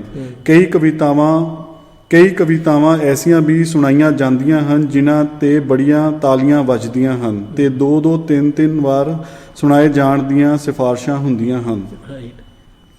ਪਰ ਇਹ ਜਿਹੇ ਥਾਈਂ ਕਦੇ ਕੋਈ ਐਸੇ ਸਰੋਤੇ ਨਹੀਂ ਦੇਖੇ ਗਏ ਜੋ ਇਹਨਾਂ ਮਨੋਰੰਜਕ ਕਵਿਤਾਵਾਂ ਨੂੰ ਉਸ ਵੇਲੇ ਲਿਖ ਕੇ ਆਪਣੇ ਪਾਸ ਸੁਗਾਤ ਦੇ ਤੌਰ ਤੇ ਸਾਂਭ ਕੇ ਰੱਖਣ ਦਾ ਉਦਮ ਕਰਦੇ ਹੋਣ। ਗੁਰੂ ਨਾਨਕ ਦੇਵ ਜੀ ਵੇਲੇ ਉਹ ਕੋਈ ਅਨੋਖੇ ਹੀ ਬੰਦੇ ਹੁੰਦੇ ਹੋਣਗੇ ਜਿਨ੍ਹਾਂ ਨੂੰ ਕਿਸੇ ਮਹਾਂਪੁਰਖ ਦਾ ਕੋਈ ਵਾਕ ਕੋਈ ਸ਼ਬਦ ਲਿਖ ਰੱਖਣ ਦਾ ਸ਼ੌਂਕ ਹੁੰਦਾ ਹੋਵੇਗਾ। ਕਿਉਂਕਿ ਜਿਹੜੀ ਗੱਲ ਉਹ ਸਹੀ ਆ ਵੀ ਜਿਹੜੇ ਇਹ ਦੂਸਰੇ ਕਵੀ ਦਰਬਾਰ ਜਾਂ ਮੁਸ਼ਾਇਰੇ ਹੁੰਦੇ ਆ ਭਈ ਉਹਦੇ ਵਿੱਚ ਅਗਲਾ ਓਰਲ ਜਿਹੜੀ ਟ੍ਰੈਡੀਸ਼ਨ ਆ ਜਾਂ ਓਰਲ ਡਿਲੀਵਰੀ ਜਿਹੜੀ ਆ ਵੀ ਉਹ ਸੁਣਨ ਜਾਂਦਾ। ਬਿਲਕੁਲ। ਵੀ ਉਹ ਇਸ ਕਰਕੇ ਨਹੀਂ ਜਾਂਦਾ ਵੀ ਹੁਣ ਮੈਨੂੰ ਲਿਖ ਲਵਾਂ ਦਵਾਂ ਵੀ ਕੀ ਕਿਹਾ ਜਾ ਰਿਹਾ ਤੇ ਉਹ ਸਾਰਾ ਕੁਝ ਜਿਹੜਾ ਆ ਉਹ ਕਲੀਅਰ ਆ ਵੀ ਐਵੀਡੈਂਸ ਜਿਹੜਾ ਖਾਸ ਤੌਰ ਤੇ ਵੀ ਜ਼ਮਾਨਾ ਹੀ ਜਦੋਂ ਚੇਂਜ ਹੋ ਗਿਆ। ਬਿਲਕੁਲ ਜੀ। ਭਈ ਟੋਟਲੀ ਸਾਰਾ ਔਰ ਉਹਦੇ ਵਿੱਚ ਈਵਨ ਜਿਹੜਾ ਹੈਗਾ ਵੀ ਲਿਖਤੀ ਰੂਪ ਉਹ ਈਜ਼ੀਲੀ ਅਵੇਲੇਬਲ ਆ। ਬਿਲਕੁਲ। ਤੇ ਜਿਹੜਾ ਜਦੋਂ ਓਰਲ ਟ੍ਰੈਡੀਸ਼ਨ ਸੀਗੀਆਂ ਉਸ ਵੇਲੇ ਵੀ ਜਿਹੜੀਆਂ ਆਪਾਂ ਕਹਿੰਦੇ ਆ ਨਾ ਵੀ ਬਹੁਤ ਪੁਰਾਣੀ ਜਿਹੜੀਆਂ ਜਿਨ੍ਹਾਂ ਨੂੰ ਆਪਾਂ ਗੁਟਕੇ ਕਹਿੰਦੇ ਆ ਵੀ ਉਹ ਮਿਲਦੇ ਨੇ ਵੀ ਜਿਹਦੇ ਵਿੱਚ ਕਿਸੇ ਦੇ ਵਿੱਚ ਸਿਰਫ ਜਪਜੀ ਸਾਹਿਬ ਲਿਖਿਆ ਹੋਇਆ ਆ, ਕਿਸੇ ਦੇ ਵਿੱਚ ਜਪਜੀ ਸਾਹਿਬ ਆਨੰਦ ਸਾਹਿਬ ਲਿਖਿਆ ਹੋਇਆ ਆ ਤੇ ਇਦਾਂ ਕੁਝ ਸ਼ਬਦ ਜਿਹੜੇ ਆ ਵੀ ਉਹਨਾਂ ਦਾ ਸੰਗ੍ਰਹਿ ਆ। ਉਹ ਡਿਪੈਂਡ ਕਰਦਾ ਸੀਗਾ ਵੀ ਜਿਹੜੇ ਜਿਨ੍ਹਾਂ ਨੂੰ ਆਪਾਂ ਕਹਿੰਦੇ ਆ ਵੀ ਜਿਵੇਂ ਸੱਤਾ ਬਲਵੰਡ ਸੀਗੇ ਵੀ ਗਾਇਕ ਵੀ ਬਾਰਡ ਜਿਹੜੇ ਸੀਗੇ ਵੀ ਉਹ ਜਿਹੜੀ ਟ੍ਰੈਡੀਸ਼ਨ ਸੀਗੀ ਉਹਦੇ ਵਿੱਚ ਵੀ ਉਹ ਵੀ ਲਿਖ ਕੇ ਜਿਹੜਾ ਆ ਉਹ ਆਪਣੇ ਕੋਲੇ ਰੱਖਦੇ ਸੀ ਜੀ ਬਿਲਕੁਲ ਭਈ, ਤਾਂ ਕਿ ਵੀ ਜਦੋਂ ਗਾਣਾ ਆ ਵੀ ਇੱਕ ਤੇ ਯਾਦ ਕਰਨਾ, ਯਾਦ ਕਰਕੇ ਗਾਣਾ, ਬਿਲਕੁਲ ਜੇ ਕਿਤੇ ਭੁੱਲ ਜਵੇ ਤੇ ਉਹ ਚੈੱਕ ਕਰ ਲੈਣਾ ਵੀ ਕੀ ਆ ਲਿਖਿਆ। ਸਹੀ ਗੱਲ ਹੈ। ਤੇ ਉਹਦੀਆਂ ਕਾਪੀਆਂ ਜ਼ਰੂਰ ਬਣਦੀਆਂ ਰਹੀਆਂ ਆ ਫੇਰ ਗਾਂ ਭਈ, ਜਿੱਦਾਂ ਵੀ ਉਹ ਇੱਥੋਂ ਅੰਮ੍ਰਿਤਸਰੋਂ ਗਏ ਇੱਧਰ ਨੂੰ ਆਪਣਾ ਲਾ ਲਓ ਭਈ ਕਾਬਲ ਵੱਲ ਨੂੰ ਜੀ, ਤੇ ਕਾਬਲ ਜਾ ਕੇ ਕਾਬਲ ਦੀ ਸਿੱਖ ਸੰਗਤ ਜਿਹੜੀ ਆ ਵੀ ਉਹਨਾਂ ਦੇ ਕੋਲੇ ਉਹਨਾਂ ਨੇ ਕੀਰਤਨ ਕੀਤਾ, ਤੇ ਉਹ ਉੱਥੇ ਦੇ ਜਿਹੜੇ ਕੀਰਤਨੀਏ ਸੀਗੇ ਜਾਂ ਉੱਥੇ ਦੀ ਸੰਗਤ ਜਿਹੜੀ ਆ ਵੀ ਉਹਨੇ ਦੂਸਰੀ ਰਿਕੁਐਸਟ ਕੀਤੀ ਜੀ ਭਈ ਜੀ ਅਸੀਂ ਇਹ ਜਿਹੜੇ ਤੁਸੀਂ ਸ਼ਬਦ ਗਾਏ ਆ ਵੀ ਇਹਨਾਂ ਦੀ ਕਾਪੀ ਆਪਣੇ ਕੋਲੇ ਚਾਹੁੰਦੇ ਆ। ਬਿਲਕੁਲ ਉੱਥੇ ਬਹਿ ਕੇ ਅਗਲਿਆਂ ਨੇ ਜਿਹੜੀ ਆ ਵੀ ਉਹ ਕਾਪੀ ਜ਼ਰੂਰ ਬਣਾਈ ਹੋਊਗੀ। ਬਿਲਕੁਲ।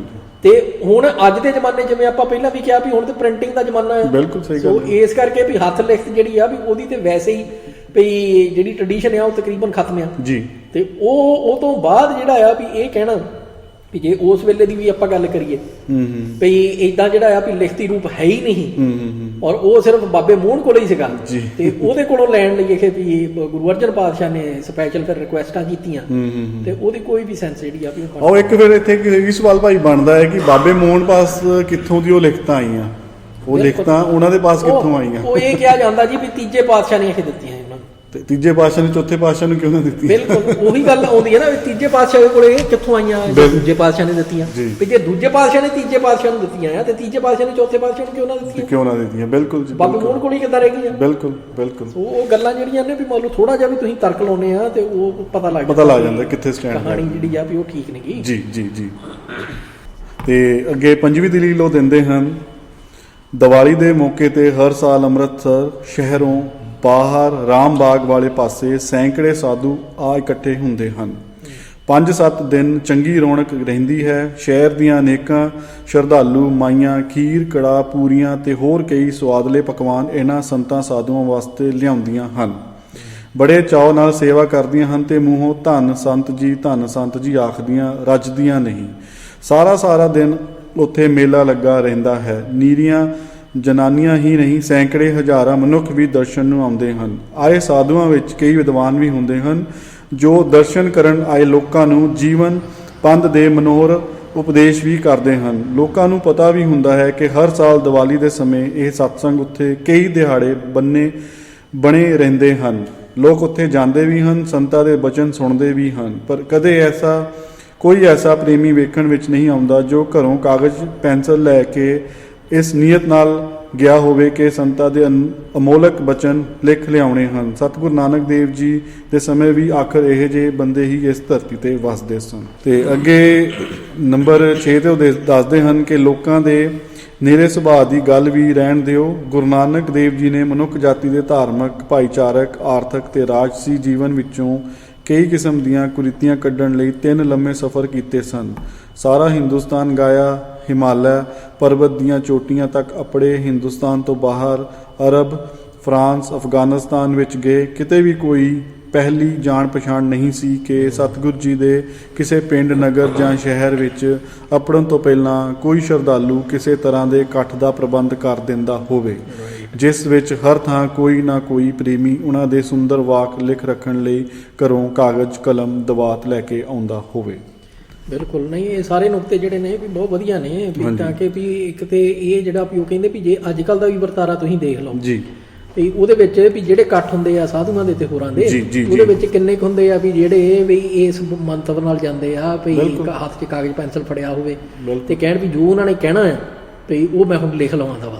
ਅੱਜ ਦੇ ਟਾਈਮ 'ਚ ਵੀ ਇਦਾਂ ਨਹੀਂ ਹੁੰਦਾ, ਅੱਜ ਦੇ ਟਾਈਮ 'ਚ ਕੋਈ ਨਹੀਂ ਕਹਿ ਰਿਹਾ, ਕਥਾ ਚੱਲਦੀ ਹੈ। ਤੇ ਉਹ ਇੱਕ ਤੇ ਉਹ ਹੋ ਗਿਆ। ਦੂਜਾ ਪੱਖ ਉਹ ਵੀ ਜਦੋਂ ਕਹਿੰਦੇ ਵੀ ਇਹ ਵੀ ਜਿੱਥੇ ਗੁਰੂ ਨਾਨਕ ਪਾਤਸ਼ਾਹ ਉਦਾਸੀਆਂ ਵੇਲੇ ਗਏ ਆ, ਬਿਲਕੁਲ ਉੱਥੇ ਤੋਂ ਕਿਸੇ ਨੂੰ ਜਾਣਦੇ ਵੀ ਨਹੀਂ ਜਿਹਨਾਂ ਇਲਾਕਿਆਂ 'ਚੋਂ ਗਏ ਆ ਪਹਿਲੀ ਵਾਰ, ਕਿਹੜੀ ਸਿੱਖ ਸੰਗਤ ਸੀਗੀ ਜੀ। ਤਾਂ ਉੱਥੇ ਕਿਹੜੇ ਬੰਦੇ ਸੀਗੇ ਐਸੇ ਵੀ ਜਿਹੜੇ ਵੀ ਗੁਰੂ ਨਾਨਕ ਪਾਤਸ਼ਾਹ ਦੇ ਕੀਰਤਨ ਲਈ ਜੁੜੇ, ਤੇ ਨਾਲ ਉਹਨਾਂ ਦੇ ਕੋਲੇ ਦੂਸਰੀਆਂ ਕਾਪੀਆਂ ਤੇ ਦਵਾਤਾਂ ਸੀਗੀਆਂ ਵੀ ਜਿਹਦੇ ਵਿੱਚ ਉਹ ਫਿਰ ਨਾਲ ਵੀ ਲਿਖਦੇ ਗਏ ਵੀ ਗੁਰੂ ਨਾਨਕ ਪਾਤਸ਼ਾਹ ਕੀ ਕਹਿ ਰਹੇ। ਬਿਲਕੁਲ। ਸੋ ਉਹ ਸਾਰੀਆਂ ਚੀਜ਼ਾਂ ਜਿਹੜੀਆਂ ਆ ਉਹ ਬਿਲਕੁਲ ਉਹ ਜਿਹੜਾ ਦਲੀਲ ਦਾ ਤਕਾਜ਼ਾ ਆ ਉਹਦੇ ਉੱਤੇ ਉਸ ਪੈਮਾਨੇ ਦੇ ਉੱਤੇ ਲਾ ਕੇ ਤੇ ਉਹ ਸਾਰੀਆਂ ਜਿਹੜੀਆਂ ਆ ਵੀ ਉਹਨਾਂ ਨੂੰ ਸਾਬਤ ਕਰ ਰਹੇ ਆ ਵੀ ਕਿੰਨੀਆਂ ਥੋਥੀਆਂ ਦਲੀਲਾਂ ਨੇ। ਬਿਲਕੁਲ, ਤਦੀ ਉਹਨਾਂ ਨੇ ਭਾਈ ਇੰਨੀ ਸਾਰੀਆਂ ਦਲੀਲਾਂ ਦੇਤੀ ਕਿ ਹਰ ਇੱਕ ਦਲੀਲ 'ਚ ਕੋਈ ਨਾ ਕੋਈ ਪਾਸਾ ਕਵਰ ਹੋ ਜਾਏ, ਕਿਤੇ ਕੁਝ ਰਹਿ ਨਾ ਜਾਵੇ। ਤੇ ਅੱਗੇ ਉਹ 7ਵੀਂ ਦਲੀਲ ਦਿੰਦੇ ਹਨ ਕਿ ਉਪਰੀ ਨਜ਼ਰੇ ਖਿਆਲੀ ਘੋੜੇ ਨਾ ਭਜਾਈਏ। ਸ਼ਬਦ ਉਚਾਰਨ ਜਾਂ ਗਾਉਣਾ ਹੋਰ ਗੱਲ ਹੈ, ਪਰ ਉਸ ਉਚਾਰੇ ਜਾਂ ਗਾਏ ਸ਼ਬਦ ਦਾ ਉਸ ਵੇਲੇ ਅੱਖਰ ਅੱਖਰ ਠੀਕ ਲਿਖ ਲੈਣਾ ਕੋਈ ਸੌਖੀ ਖੇਡ ਨਹੀਂ ਹੁੰਦੀ। ਲਿਖਣ ਵਾਲਿਆਂ ਤੋਂ ਇਹ ਆਸ ਰੱਖਣੀ ਵੀ ਬੜੀ ਅਣਹੋਣੀ ਗੱਲ ਹੈ ਕਿ ਉਹ ਗੁਰੂ ਨਾਨਕ ਦੇਵ ਜੀ ਦੇ ਹਰੇਕ ਸ਼ਬਦ ਦੀ ਹਰੇਕ ਲਗ ਮਾਤਰ ਅੱਖਰ ਅੱਖਰ ਨੂੰ ਸ਼ੁੱਧ ਲਿਖਣਾ ਆਪਣਾ ਜ਼ਰੂਰੀ ਧਰਮ ਸਮਝਦੇ ਹੋਣਗੇ। ਯਾਦਾਸ਼ਤ ਦੀ ਖਾਤਰ ਸਾਧਾਰਨ ਤੌਰ ਤੇ ਲਿਖ ਲੈਣ ਅਤੇ ਸ਼ੁੱਧ ਲਗਾ ਮਾਤਰਾਵਾਂ ਅੱਖਰਾਂ ਦਾ ਧਿਆਨ ਰੱਖ ਕੇ ਲਿਖ ਲੈਣ ਵਿੱਚ ਜ਼ਮੀਨ ਅਸਮਾਨ ਦਾ ਫਰਕ ਹੈ।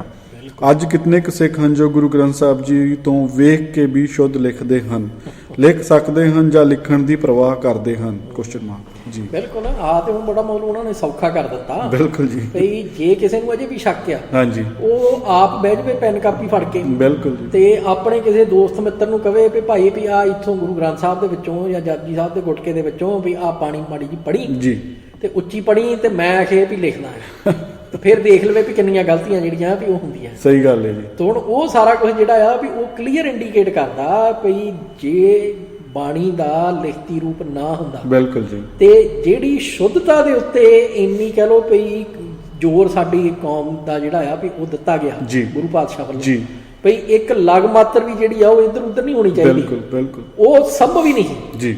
ਔਰ ਉਹ ਉਹਨਾਂ ਨੇ ਕਹਿਣਾ ਸੀਗਾ ਵੀ ਜੇ ਇਦਾਂ ਹੁੰਦਾ ਵੀ ਅਸ਼ੁੱਧ ਵੀ ਜਿਹੜਾ ਵੀ ਉਹ ਚੱਲੇ, ਲਗਾ ਮਾਤਰਾਂ ਦੀ ਕੋਈ ਵੈਲਿਊ ਹੈ ਨਹੀਂ, ਤੇ ਉਹ ਸਾਰਾ ਕੁਝ ਜਿਹੜਾ ਆ ਫਿਰ ਭਾਈ ਵੀ ਜਿਹੜਾ ਗੁਰਮਤਿ ਦੇ ਸਿਧਾਂਤ ਆ ਉਹ ਬਿਲਕੁਲ ਵੱਖਰੇ ਤਰੀਕੇ ਦੇ ਹੁੰਦੇ, ਬਿਲਕੁਲ ਖਾਸ ਤੌਰ ਤੇ ਗੁਰਬਾਣੀ ਦੇ ਸੰਬੰਧ ਦੇ ਵਿੱਚ ਭਈ ਜਿਹੜੀ ਰਾਮ ਰਾਏ ਦੇ ਉੱਤੇ ਵੀ ਇੰਨਾ ਜਿਹੜਾ ਆ ਵੀ ਉਹ ਵੀ ਉਹਦੇ ਉੱਤੇ ਉਹਨੂੰ ਜੇ ਇਸ ਲਾਈਟ ਦੇ ਵਿੱਚ ਰੌਸ਼ਨੀ ਦੇ ਵਿੱਚ ਅਸੀਂ ਅੱਜ ਦੇਖਦੇ ਜੀ, ਫਿਰ ਉਹ ਬਿਲਕੁਲ ਡਿਫਰੈਂਟ ਹੋਣੀ ਜੀ। ਬਿਲਕੁਲ, ਫਿਰ ਤੇ ਉਹ ਮੌਕੇ ਦੇ ਹਿਸਾਬ ਦੇ ਨਾਲ ਲਗ ਮਾਤਰ ਕੀ ਵੀ ਸ਼ਬਦ ਚੇਂਜ ਕਰਨੇ ਜਿਹੜੇ ਆ ਵੀ ਉਹ ਵੀ ਸਭ ਕੁਝ ਐਕਸੈਪਟੇਬਲ ਹੋਣਾ ਸੀਗਾ।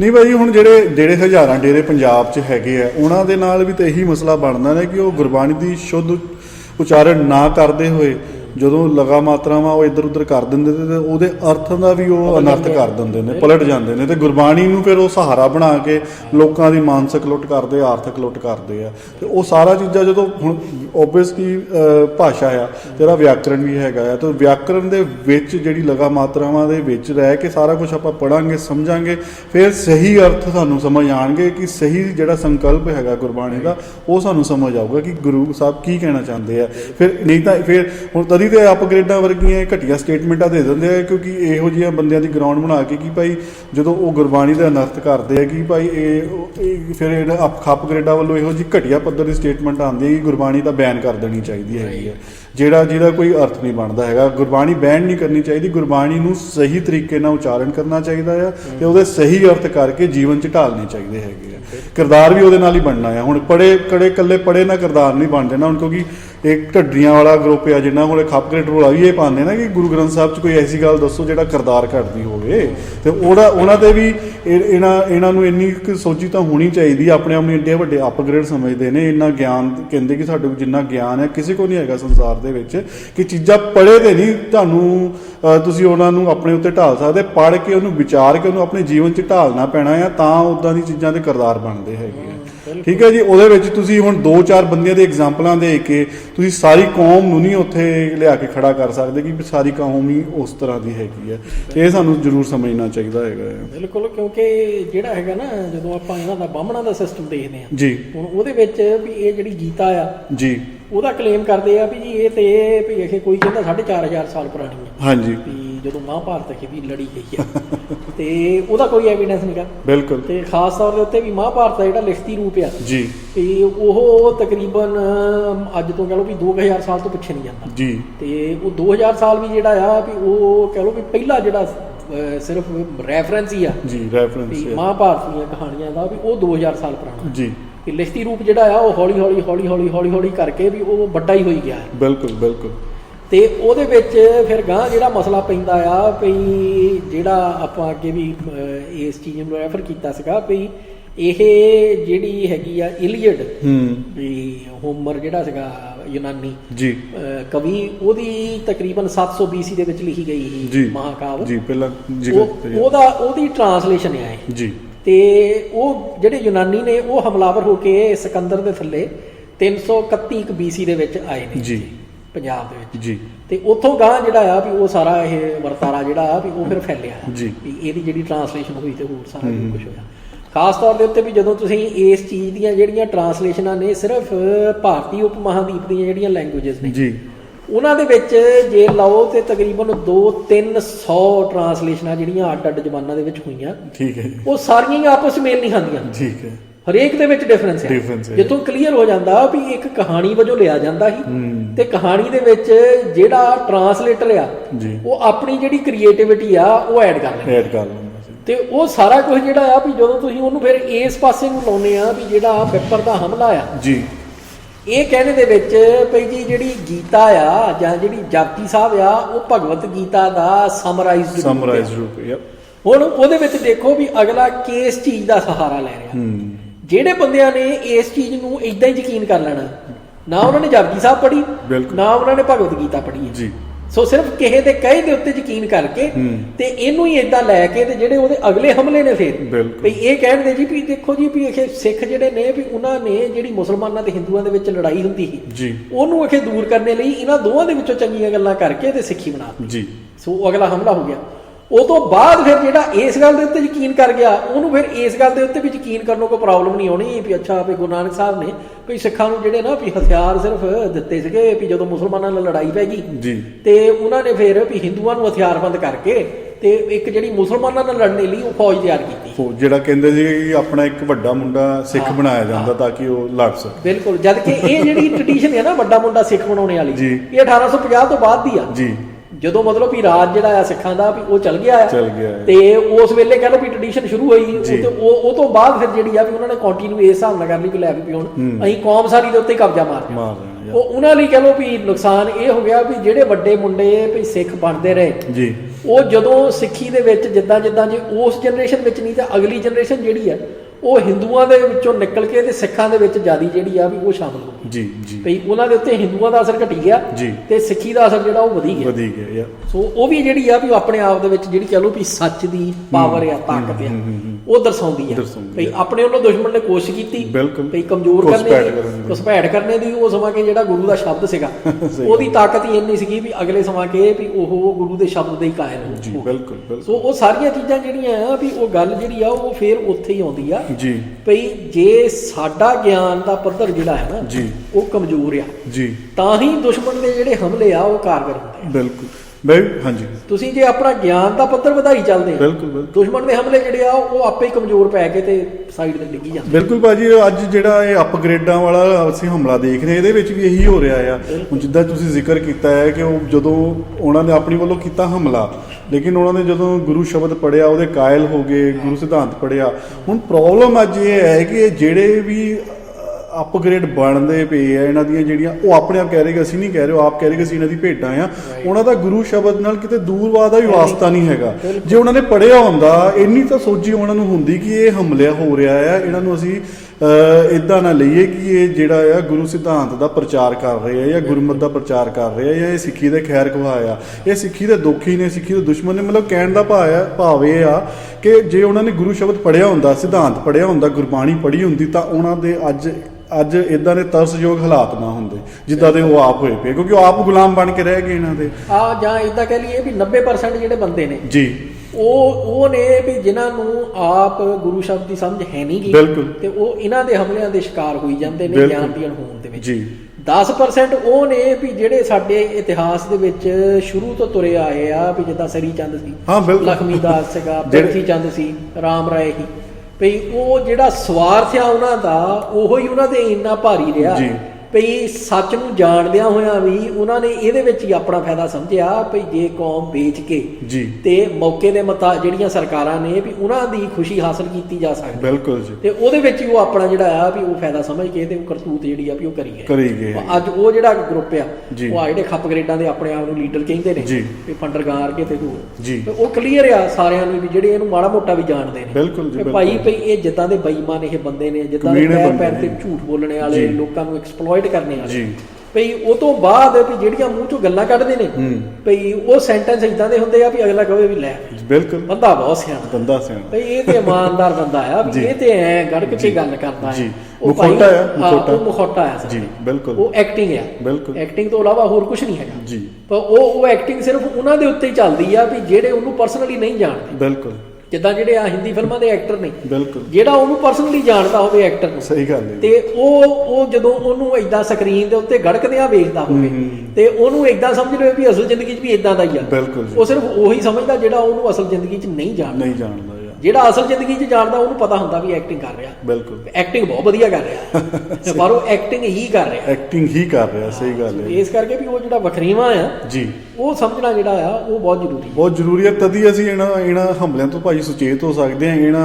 ਇਹਨਾਂ ਜਿਹੜੇ ਭੇੜੀਏ ਨੇ, ਇਹਨਾਂ ਭੇੜੀਆਂ ਨੂੰ ਤਦੀ ਪਛਾਣ ਸਕਦੇ ਹਾਂ ਜੇ ਅਸੀਂ ਆਪ ਸੁਚੇਤ ਹੋਵਾਂਗੇ ਕਿ ਭਾਈ ਇਹ ਅਸਲ ਦੇ ਵਿੱਚ ਭੇੜੀਏ ਨੇ, ਇਹ ਸਿੱਖੀ ਨੂੰ ਡੈਮੇਜ ਕਰਨਾ ਚਾਹੁੰਦੇ ਨੇ, ਸਿੱਖੀ ਨੂੰ ਖਤਮ ਕਰਨਾ ਚਾਹੁੰਦੇ ਨੇ। ਕਿਉਂਕਿ ਹੁਣ ਰੀਸੈਂਟਲੀ ਵੀ ਇਹਨਾਂ ਨੇ ਜਿੱਦਾਂ ਦੇ ਹਮਲੇ ਗੁਰੂ ਪਾਤਸ਼ਾਹ ਤੇ ਕੀਤੇ ਨੇ, ਗੁਰੂ ਸਾਹਿਬਾਨ ਤੇ ਕੀਤੇ ਨੇ, ਉਹ ਸਾਫ਼ ਇਹ ਕਲੀਅਰ ਹੋ ਜਾਂਦਾ ਹੈ ਕਿ ਇਹ ਸਿੱਖੀ ਦੇ ਕਿੱਡੇ ਵੱਡੇ ਦੋਖੀ ਨੇ, ਕਿੱਡੇ ਵੱਡੇ ਦੁਸ਼ਮਣ ਨੇ, ਮਨ 'ਚ ਕਿੱਡੀ ਨਫ਼ਰਤ ਲਈ ਬੈਠੇ ਨੇ। ਲੇਕਿਨ ਬਾਣਾ ਉੱਦਾਂ ਦਾ ਪਾਣ ਕਰਕੇ ਹੋਰ ਉਹ ਅਡੰਬਰ ਉੱਦਾਂ ਦਾ ਰਚਿਆ ਹੋਇਆ, ਖਾਸ ਕਰ ਜੇ ਢੱਡਰੀਆਂ ਵਾਲੀ ਦੀ ਗੱਲ ਕਰੀਏ, ਪ੍ਰਕਾਸ਼ ਵੀ ਗੁਰੂ ਗ੍ਰੰਥ ਸਾਹਿਬ ਦਾ ਕਰਦਾ ਆ, ਉੱਥੇ ਜੋ ਵੀ ਅਡੰਬਰ ਕਰਦਾ ਆ ਉਹ ਸਾਰਾ ਡੇਰੇ ਵਾਲਾ ਕਰਦਾ ਆ, ਤੇ ਲੋਕੀ ਉਸ ਜਾਲ 'ਚ ਫਸ ਜਾਂਦੇ ਨੇ। ਲੇਕਿਨ ਉਹਨਾਂ ਦੀ ਗੱਲਾਂ ਵੱਲ ਧਿਆਨ ਨਹੀਂ ਦਿੰਦੇ ਕਿ ਉਹ ਕਰ ਕੀ ਰਹੇ ਨੇ।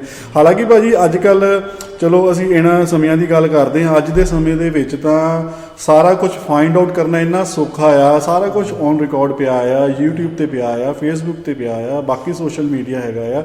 ਲੋਕੀ ਹੋਰ ਜਿਹੜੇ ਸਿਆਣੇ ਨੇ ਵਿੱਚ ਬੈਠੇ ਨੇ, ਜਿਹੜੇ ਥੋੜਾ ਜਿਹਾ ਆਪਣੇ ਦਿਮਾਗ ਨਾਲ ਕੰਮ ਲੈਂਦੇ ਨੇ, ਉਹ ਕਲਿੱਪਾਂ ਕੱਟ ਕੇ ਵੀ ਪਾ ਰਹੇ ਆ। ਲੇਕਿਨ ਜਿਹੜੀਆਂ ਇਹਨਾਂ ਦੇ ਮਗਰ ਲੱਗੇ ਨੇ, ਇਹਨਾਂ ਦੀਆਂ ਜਿਹੜੀਆਂ ਭੇਡਾਂ ਨੇ, ਉਹਨਾਂ ਨੂੰ ਜੇ ਫੇਰ ਵੀ ਸਮਝ ਨਹੀਂ ਆਉਂਦੀ ਤਾਂ ਫਿਰ ਤਾਂ ਉਹਨਾਂ ਦਾ ਰੱਬ ਹੀ ਰੱਖਾ। ਕਿਉਂਕਿ ਉਹ 'ਚ ਮਤਲਬ ਉਹ ਤੁਸੀਂ ਕੋਈ ਵੀ ਕਲਿੱਪ ਇਹਨਾਂ ਦੀ ਚੱਕ ਕੇ ਦੇਖ ਲਓ, ਫੋਰ ਐਗਜ਼ਾਮਪਲ ਕੁਦਰਤ ਹੀ ਰੱਬ ਹੈ ਜਾਂ ਕੁਦਰਤ ਵੀ ਰੱਬ ਹੈ, ਇਹ ਮਤਲਬ ਇੱਕ ਸਾਡੇ ਕੋਲ ਵਧੀਆ ਐਗਜ਼ਾਮਪਲ ਬਣ ਸਕਦਾ ਹੈ। ਉਹਦੀ ਦੋਨੇ ਕਲਿੱਪਾਂ ਇਕੱਠੀਆਂ ਨੇ, ਇੱਕ 'ਚ ਕਹਿ ਰਿਹਾ ਕੁਦਰਤ ਹੀ ਰੱਬ ਆ, ਦੂਜੀ ਕਲਿੱਪ 'ਚ ਕਹਿ ਰਿਹਾ ਕਿ ਜਿਹੜਾ ਰੋਲਾ ਪਾਉਂਦੇ ਨੇ ਕਿ ਢੱਡਰੀਆਂ ਵਾਲਾ ਕਹਿੰਦਾ ਕੁਦਰਤ ਹੀ ਰੱਬ ਆ, ਕੁਦਰਤ ਹੀ, ਮੈਂ ਕਿਹਾ ਨਹੀਂ ਕਦੇ, ਲੇਕਿਨ ਮੈਂ ਕਹਿੰਦਾ ਕਿ ਕੁਦਰਤ ਵੀ ਰੱਬ ਆ। ਮਤਲਬ ਇਸ ਤੋਂ ਬਾਅਦ ਵੀ ਇਹ ਦੋ ਸਟੇਟਮੈਂਟਾਂ ਦਾ ਟਾਕਰਾ ਹੋਣ ਤੋਂ ਬਾਅਦ ਵੀ ਜਿਨ੍ਹਾਂ ਨੂੰ ਨਹੀਂ ਸਮਝ ਆ ਰਿਹਾ ਉਹ ਤਾਂ ਫਿਰ ਧੰਨ ਨੇ ਉਹਨਾਂ ਦੇ। ਤੁਸੀਂ ਉਹਨਾਂ ਦਾ ਜਿਹੜਾ ਦਿਮਾਗ ਆ ਜਾਂ ਉਹਨਾਂ ਦੀ ਮਾਨਸਿਕ ਸਥਿਤੀ ਹੈ, ਉਹ ਪਤਾ ਨਹੀਂ ਕਿਹੜੀ ਗੁਲਾਮੀ 'ਚ ਧਸੇ ਹੋਏ ਨੇ, ਜਾਂ ਉਹਨਾਂ ਦੇ ਉੱਤੇ ਕੀ ਹੋਇਆ ਪਿਆ ਹੈ, ਕਿਹੜੇ ਦਲਦਲ 'ਚ ਉਹ ਧਸੇ ਹੋਏ ਨੇ, ਸਾਨੂੰ ਨਹੀਂ ਪਤਾ ਭਾਈ। ਉਹ ਉਹਨਾਂ ਦਾ ਰੱਬ ਹੀ ਰੱਖ ਹੈ ਜਿਹੜਾ ਉਹਨੂੰ ਦੋ ਸਟੇਟਮੈਂਟਾਂ ਸਾਹਮਣੇ ਹੋਣ ਤੋਂ ਬਾਅਦ ਵੀ ਸਮਝ ਨਹੀਂ ਆ ਰਹੀ। ਤੇ ਇੱਦਾਂ ਦੀਆਂ ਤੁਹਾਨੂੰ ਸੈਂਕੜੇ ਐਗਜ਼ਾਮਪਲਾਂ ਢੱਡਰੀਆਂ ਵਾਲੇ ਦੇ ਦੀਵਾਨਾਂ 'ਚੋਂ ਮਿਲ ਜਾਂਦੀਆਂ ਹੈ, ਜਿਸ 'ਚ ਉਹ ਆਪੇ ਹੀ ਟਾਕਰਾ ਕਰੀ ਜਾਂਦਾ। ਰੀਸੈਂਟਲੀ ਵੀ 84 ਦੇ ਉੱਤੇ ਜਦੋਂ ਜੂਨ ਦੇ ਉੱਤੇ ਆਪਣੇ ਇੱਕ ਦੂਰ ਅੰਦੇਸ਼ੀ ਦੀਵਾਨ ਦੇ ਵਿੱਚ ਬੜੀਆਂ ਦੂਰ ਅੰਦੇਸ਼ੀਆਂ ਗੱਲਾਂ ਕੀਤੀਆਂ ਤੇ ਬਾਅਦ 'ਚ ਬਾਬਾ ਜੀ ਮੁੱਕਰ ਵੀ ਗਏ, ਤੇ ਉਹ ਵੀ ਪਾਤੀ, ਉਹ ਵੀ ਪਈ ਹੋਈ ਹੈ। ਉਹ ਝੂਠ ਬੋਲੀ ਜਾਂਦਾ, ਕਈ ਝੂਠ ਬੋਲੀ।